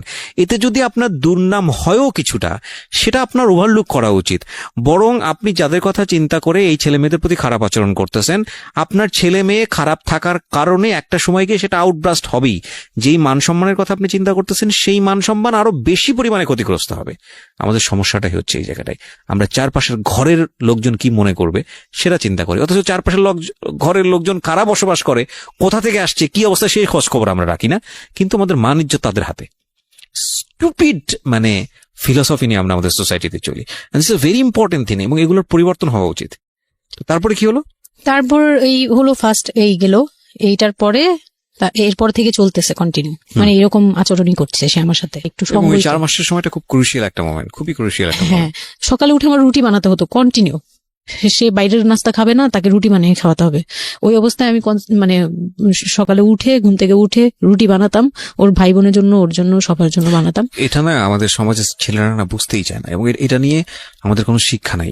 আসলে আমি মানে দেখলাম যে এতটা বর্বর কিভাবে। আমি আমার নিজেকে জড়িয়ে ওই কথাটা বলছি, কারণ আমি তো নিজেও বাবা হয়েছি, আমি নিজে থেকেও বুঝি জিনিসটা। মানে এই যে পরিবর্তনটা সমাজ, মানে পরিবারে যখন নতুন একজন সদস্য আসে, সবচেয়ে বড় প্রেশারটা ফিল করে হচ্ছে মা, কারণ তার লাইফ রিস্ক হয়ে যায়। কিন্তু এখানে বাবার যে দায়িত্বটা, খুব মজার বিষয় হচ্ছে, আমি আমার নিজের এক্সপিরিয়েন্সের জায়গা থেকে বলতেছি, যে বাবার দায়িত্বের জায়গাটা বোঝা শুরু হয় সন্তান দুনিয়াতে আসার পর থেকে, এবং তাও ইমিডিয়েটলি আসে না। সন্তান একটু করে বড় হচ্ছে, অ্যাটাচমেন্টটা হচ্ছে, যখন নড়াচড়া সামনে দিয়ে নড়াচড়া করতেছে, একটু একটু মিস হচ্ছে, দূরে থাকতেছে, তারপরে কি মানে সন্তান যখন মোটামুটি প্রাপ্তবয়স্ক, 1 বছর 2 বছর বয়স, ওই সময় বাবা ফিলটা আসে, তুলে দেয়, তখন তখন হচ্ছে বাবা ফিলটা পায়। তার আগ পর্যন্ত বাবা বুঝতেই পারে না, তো মানে আসলে কি বাচ্চাটা আমার কোত্থেকে আসলো, এই সত্যটা ফিলটা এরকম থাকে। এটা খুব ন্যাচারাল একটা ফিল, কিন্তু এই ন্যাচারাল ফিলটার সুযোগ নিয়ে অনেক সময় আমরা একটা অবুঝের মতো আচরণ করে ফেলি, ভয়ানক বাজে আচরণ করে ফেলি। একটা ইয়ে থাকে, মাত্রা থাকে, যেমন আপনি কতটুকু মানে কতটুকু কেয়ারফুল ছিলেন, কতটুকু ইয়ে ছিলেন, এটার কিন্তু একটা লেভেল আছে, পার্সেন্টেজ আছে, এবং এটা নিয়ে শেখানো উচিত আমাদের আমাদের আমাদের আমাদের মানে এডুকেশন সিস্টেমের মধ্যে তো নাই। এবং আমরা জানি না ম্যারেজ কাউন্সিলিং বলে অনেক একটা বিষয় আছে, এগুলো তো আমাদের প্র্যাকটিসে নাই, কোনোভাবে নাই। এগুলো তো আমাদের কাছে মনে হয় যে বিলাসিতা, এবং আমাদের রাইট। এবং বাবা যিনি, একটা হচ্ছে যে মা হওয়ার একটা প্রিপারেশন দরকার আছে, মেন্টাল প্রিপারেশন, বাবা হওয়ার জন্য একটা মেন্টাল প্রিপারেশন দরকার আছে। আমাদের সমাজে এটা টোটালি মিসিং। আমরা এই নারী দিদিদের কাছ থেকে যে গাইডটা পেয়ে আসছি, সেটা না বুঝে না শুনে প্র্যাকটিস করেছি। আমি জানি না, আজকে আমি সত্যি কথাগুলো বলতেছি, হয়তো আমরা ওই রাতারাতি পরিবর্তনের জায়গায় যেতে পারবো না, বাট আমি শুধু একটা কথাই বলতে চাই, সেটা হচ্ছে বাবাদের দায়িত্বটা অনেক বেশি, বিশেষ করে বাচ্চা চলে আসার পর থেকে মেন্টাল সাপোর্টটা খুব জরুরি, খুবই জরুরি। হ্যাঁ, এবং কারণ এটা একটা মেয়ের লাইফ রিস্কের প্রশ্ন, এবং আপনি জানবেন না যে সে আসলে কতটা ভয়ানক রকমের লাইফ রিস্কের মধ্যে রেখে সে একটা সুন্দর স্বপ্ন দেখে। তো ওই মানুষের পাশে কিছুই না, আপনি শুধু কোম্পানি দেন, এবং এই কোম্পানিটা তারা খুব মিস করে এই সময়টাতে। হ্যাঁ, এটাই ও বলার চেষ্টা করছে। তারপর হচ্ছে যে আমার বেবি হলো হসপিটালে, যখন মেয়ে হলো, তো এই রুমটাতে ঢুকার পর্যন্ত আমি খুব ইয়েতে ছিলাম, মানে রুমটাতে যখন ঢুকি তখন আমি কান্না করছিলাম, খুব ভয় ছিল যে, হ্যাঁ, তখন মনে হচ্ছিল যে আমি মরেই যাই নাকি, এরকম মনে হচ্ছিল। আর আমাকে তো মানে অপারেশন করবে, তারাও ডাক্তার বলতেছে এই মেয়ের অপারেশন কি করবো, আর এই মেয়ে নর্মালি কি বেবি দিবে। আমি বলতেছে এটা তো গ্রামগঞ্জ না, আপনারা কি করছেন। আমি তখন আরো শুকনা ছিলাম, তো আর এমনিতেও বয়সও কম ছিল, আবার শুকনাও ছিলাম, দেখতে আরো পিচ্ছি লাগতো। বলতো যে অনেক দুর্বল, তো ও তো মানে ঠিক মতো টেক কেয়ারও করেন নাই বাসায়। হ্যাঁ, বলতেছে একদম আমার এই হাতের মানে এইগুলো ব্রিন গুলো বুঝে যেত, এইগুলো বুঝা যেত, একদম হাড় গোড় বুঝা যেত। যখন অপারেশন করে, অপারেশনের 12 ঘন্টা পর আমার সেন্স আসে, প্রায় 12 ঘন্টা। মানে আপনার বেবি হয়েছে আপনি জানি না। পরে আমি যখন ঘুম থেকে সিজারিয়ান বেবি, পরের দিন শুধু রাতে একটু টের পাই যে আমি আমার পাশে কেউ মানে ব্রেস্ট ফিড করছে, এটা ফিল পাইছি। শুধু মুখের দিকে তাকাতে পারিনি, চোখ খুলতে পারিনি, কিন্তু কেউ একজন আমার পাশে শোয়া, মানে আমার হাতের উপরে একটা বাচ্চা শোয়া, এইরূপ ফিল পেয়েছি। আর এরপরে যে চোখ বন্ধ করেছি, একবারে সকালে প্রায় 11টা 12টার দিকে আমার ঘুম ভাঙছে। তখন তাকানোর পরে একটু পুরোপুরি ইয়েতে, তো আমাকে উঠিয়ে নিয়ে আমাকে ইয়েতে ক্যাবিনে দেওয়া হলো। ক্যাবিনে দেওয়ার পরে আমি বাচ্চাকে দেখি, বারবার চিন্তা করি যে এটা আমার মেয়ে, কোত্থেকে আসলো কিভাবে আসলো, আমি নিজেকে দেখি। এটা তখন না আমার মাথায় এটাও ছিল না যে এটার বাবাকে, এটার ফুপুকে, এটার চাচা, হোয়াট এভার, আমার বাচ্চা এটা, মানে আমার, আমি এখনো স্টিল না, আমার বাচ্চা এখন ক্লাস 8-এ পড়ে, এখনো আমি তাকে বাচ্চা বলি। হ্যাঁ, তো ও আর আমি একসাথে হাঁটলে মনে হয় কি মানে ফ্রেন্ড আমরা এরকম। পরে হচ্ছে ওই বাচ্চাটা হলো, বাচ্চাটা হওয়ার পরে সে খেলে, আমার খুব ভালো লাগে, তাকে নিয়ে আমার সময় ভালো কাটে। আমার আর মানে ওর বাবার কথা মাথায় নেই যে এই লোক খেয়ে, এই লোক শুধু মানে এনে দিবে ঘরে, আমি রান্না করব খাবো, ব্যাস ওই পর্যন্তই শেষ। আমার আর এর দরকার নেই, কাউরই দরকার নেই। আমার বাচ্চা নিয়ে আমি পুতুলের মতো খেলি সারাদিন। ওর বাবা অনেক সময় দেখা গেত, ওর বাবা তো রাতে 2টা-3টায় আসতো, আসার পরে যে খাওয়া দাওয়া করে ঘুমাবে। তো আমি তো, আমার তো ওই রুম ছাড়া কোনো ওয়ে ছিল না, ওই রুমে আমি হাঁটাহাঁটি করতাম, বাচ্চা কান্না করতো। একদিন এমনও হয়েছে সে আমাকে ঘর থেকে বের করে দিচ্ছে, আমি নাকি ইচ্ছা করে বাচ্চাকে কাঁদাই আর তাকে ঘুমাতে দেই না। হ্যাঁ, সে আমাকে বাসা রুম থেকে বের করে দিচ্ছে। তো রাতে, এই এত রাতে বাসা থেকে যখন রুম থেকে বের করে দিচ্ছে, আমি সিঁড়িতে সারা রাত, মানে ওদের তো আর বারান্দাও নেই, হাঁটার জায়গা। বাচ্চা কোথায় ছিল? বাচ্চা আমার কোলে, বাচ্চা তাওয়াল দিয়ে পেঁচানো আমার কোলে, সে কান্না করতেছে, আমি সিঁড়িতে বসে আছি। আর আমি যখন সিঁড়িতে বসছি, আমি জানি না কি কারণে বাচ্চার কান্না অটো থেমে গেছে। রুম থেকে বের হয়েছি না, তো ওর বাবা যে ধমক টমক দিছে, আমি জানি না কি কারণে, হয়তো বা রাতও অনেক হয়ে গেছিল, অনেক কান্নাকাটির পরে হয়তো ও ক্লান্ত হয়ে গেছিল, ও মোটামুটি চুপ হয়ে গেছে সিঁড়িতে, নয়তো পুরো এলাকা জানার কথা এইরকম। তো আমি সিঁড়িতে বসে বসে কান্না করছি সারা রাত, মানে তখন অলমোস্ট তখন 4টা বাজে, ভেতরে ভাবে ঘুমিয়েছে নাক ডেকে। হ্যাঁ, তখন সে ঘুমাচ্ছে, ভিতরে গিয়ে ঘুমাচ্ছে। আমি আর ভয়ে রুমেই যাইনি, মানে কি না কি করবে আবার, এই জন্য রুমেই যাইনি। তো এই কাজটা করার পরে সে আমার মন থেকে আরো উঠে গেছে। আমার যে দেবর ছিল, যে বললাম যে আমাকে খুব ভালোবাসতো উনি, তো উনি আবার এই খুব ভোরে আসতো, জুতার ব্যবসায়ী তো, ওনাদের কারখানা সারা রাত কাজ হতো, প্রত্যেক দিন সকালে 5টা-6টা এইভাবে আসতো। তো ঘন্টাখানিক পরে উনি যখন চলে আসছে, তখন আমাকে সিঁড়ি দিয়ে ওঠার সময় মানে গেট নক করছে, ওনার ওয়াইফ নামছে উপর থেকে, নেমে বলছে তুমি এখানে কেন? আমি বললাম যে এরকম আপনার ভাই ঘুমাতে পারে না, আমাকে বের করে দিছে। তো সেও খুব নর্মাল ভাবে নিল ব্যাপারটা, কিন্তু তার ভাই যখন গেট খুলে দেখলো যে আমি জেগে আছি আর ওটা নিয়ে সিঁড়িতে বসছি, তখন সে গালাগালি করতেছে, শালা আমি, ওনার আবার বিয়ের 12 বছর হয়ে গেছে, কিন্তু বাচ্চা কাচ্চা হয়নি। উনি আবার এই দিক থেকে খুব ইয়ে ছিল যে তার খুব ইচ্ছা ছিল একটা বাচ্চার বাবা হবে। এই তো আমার কোল থেকে বাচ্চাকে নিয়ে বলতেছে, তোমরা আসলে কেউ যোগ্য না, তুমি মা হওয়ার যোগ্য না, ও তো বাপ হওয়ার যোগ্য ছিলই না কোনোদিন, কিন্তু তারপরে তোমাদের ঘরে দিছে। মানে সে গালাগালি করতেছে, না আমি এতদিন ধরে ট্রাই করতেছি, আমি পাচ্ছি না, আর ওরে দিয়ে দিছে, ওর মতো একটা অপদার্থ দিয়ে দিছে, মানে এরকম করে বলতেছে। তারপরে হচ্ছে এই উপরে গেলাম, উপরে যাওয়ার পরে আমি ওই রুমে গেলাম, ওনারা বলতেছে আচ্ছা তুমি যাও, আমরা ওকে রাখি। ও ঘন্টাখানিক রাখলো, পরে ঘুমানোর পরে আমাকে আবার ডেকে দিয়ে দিছে বাচ্চাকে, যে ও ঘুমালে আমি দিয়ে আসবো, তুমি রুমে ওরে নিয়ে যেও না, ও আবার কান্নাকাটি করলে বড় ভাই রাগারাগি করতে পারে। তো ওইভাবে আমি আবার রুমে গিয়ে ঘুমালাম, পরে ওনারা দিয়ে গেছে। এই গেল একটা রাত।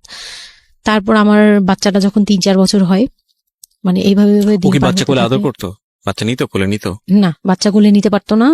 ও ছোট থেকে এত বুঝতো, মানে তার বাবা কি কি পছন্দ করতো, কি কি পছন্দ করতো না, ওগুলা করতো না, মানে খুব কেয়ারফুলি, আর এত শান্ত যে তাকে যে এখানে বসে থাকতে বললে সে 2 ঘন্টাও ওইখানেই খেলতে থাকবে, কিন্তু ওখান থেকে নড়বে চড়বে না। তো আমি চিন্তা করে দেখলাম কি আমি ইম্যাচিউর মাদার, তো হয়তো বা সৃষ্টিকর্তা এর জন্যই আমাকে এরকম একটা ভেবে দিয়েছে যে ওই তোমাকে বুঝুক।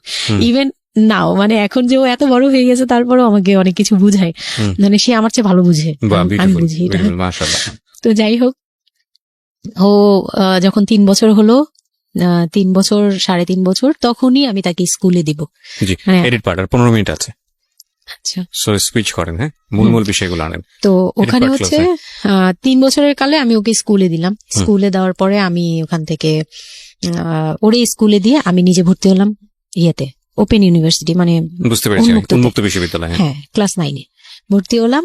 তো ও পড়াশোনা করে, আমিও করি। বাসায় বা আশপাশে সবাই আমাকে নানান ধরনের কথা বলে যে মা মেয়ে একসাথে স্কুল ব্যাগ নিয়ে যায়, কেমন দেখা যায়। আমি বলছি যা মন চায় তাই দেখা যাক, আমার তখন আমি একটু ডেসপারেট হয়ে গেছিলাম।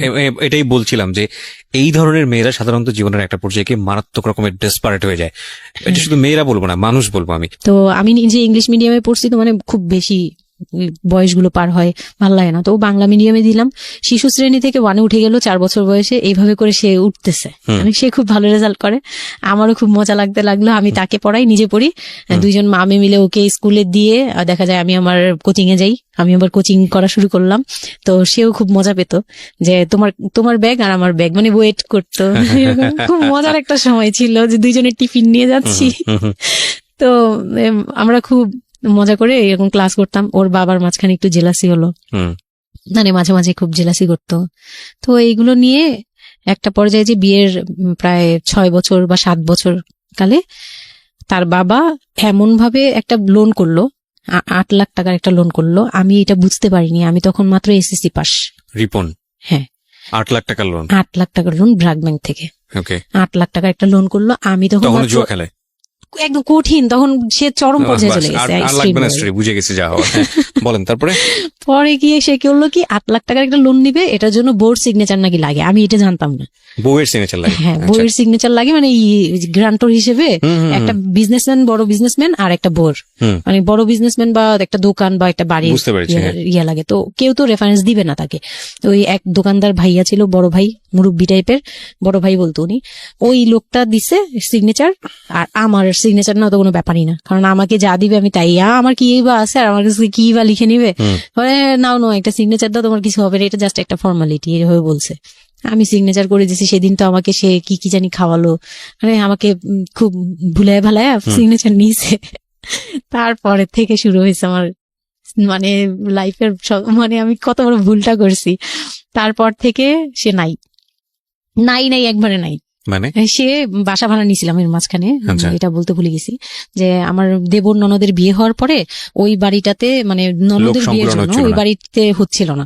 পরে আমরা বাসা শিফট করে, মানে ওই বাসা ভাড়া দিয়ে অন্য একটা বাসায় ভাড়া গেছি, ফ্ল্যাট নিয়ে ভাড়া যাওয়ার পরে ওই ননদের বিয়ে হওয়ার পরে তারপরে আবার যার যার মতো আলাদা আলাদা রুম নিয়ে থাকা, মানে বাসা নিয়ে থাকা।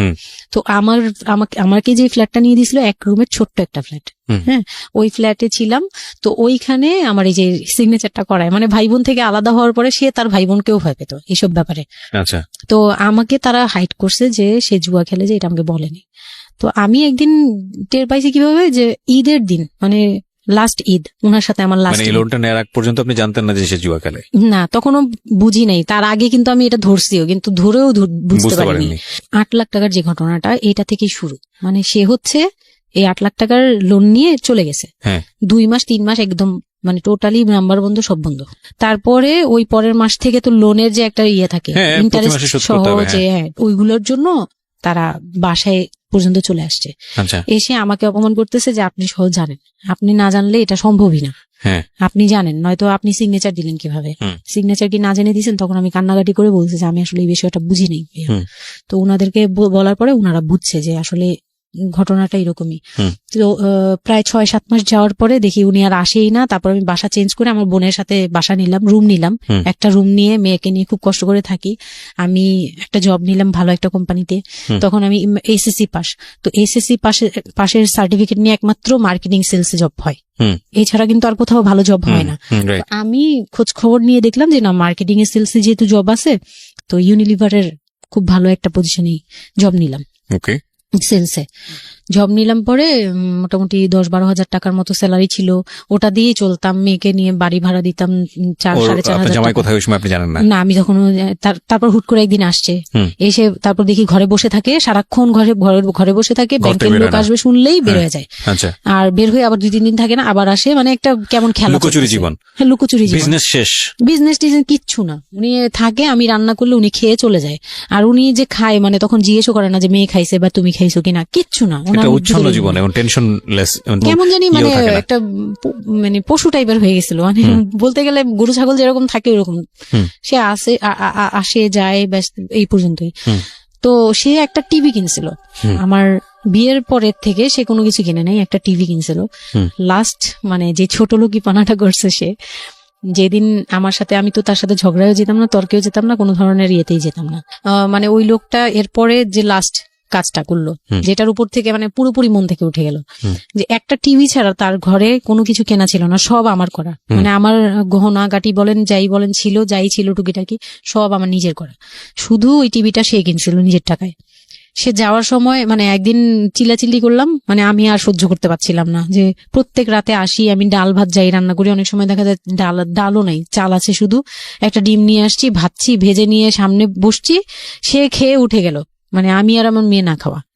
বাচ্চাটার জন্য সে মানে এরকম টাইপের, মানে নেশাখোররাও এর চেয়ে ভালো। আমার মনে হয় যে একটা এডিক্ট হলেও সেও চিন্তা করবে যে আমার বাচ্চাটা খাইছে তো, কিন্তু তার মধ্যে এই ফিলটা নাই। তো আমার একদম বিরক্ত হয়ে গেলাম এক পর্যায়ে। তারপর আমি বললাম যে আপনি আর কত এরকম করবেন, আপনি এরকম কেন শুরু করছেন, আপনি কি চান আসলে, আমাদের কাছে কি চান?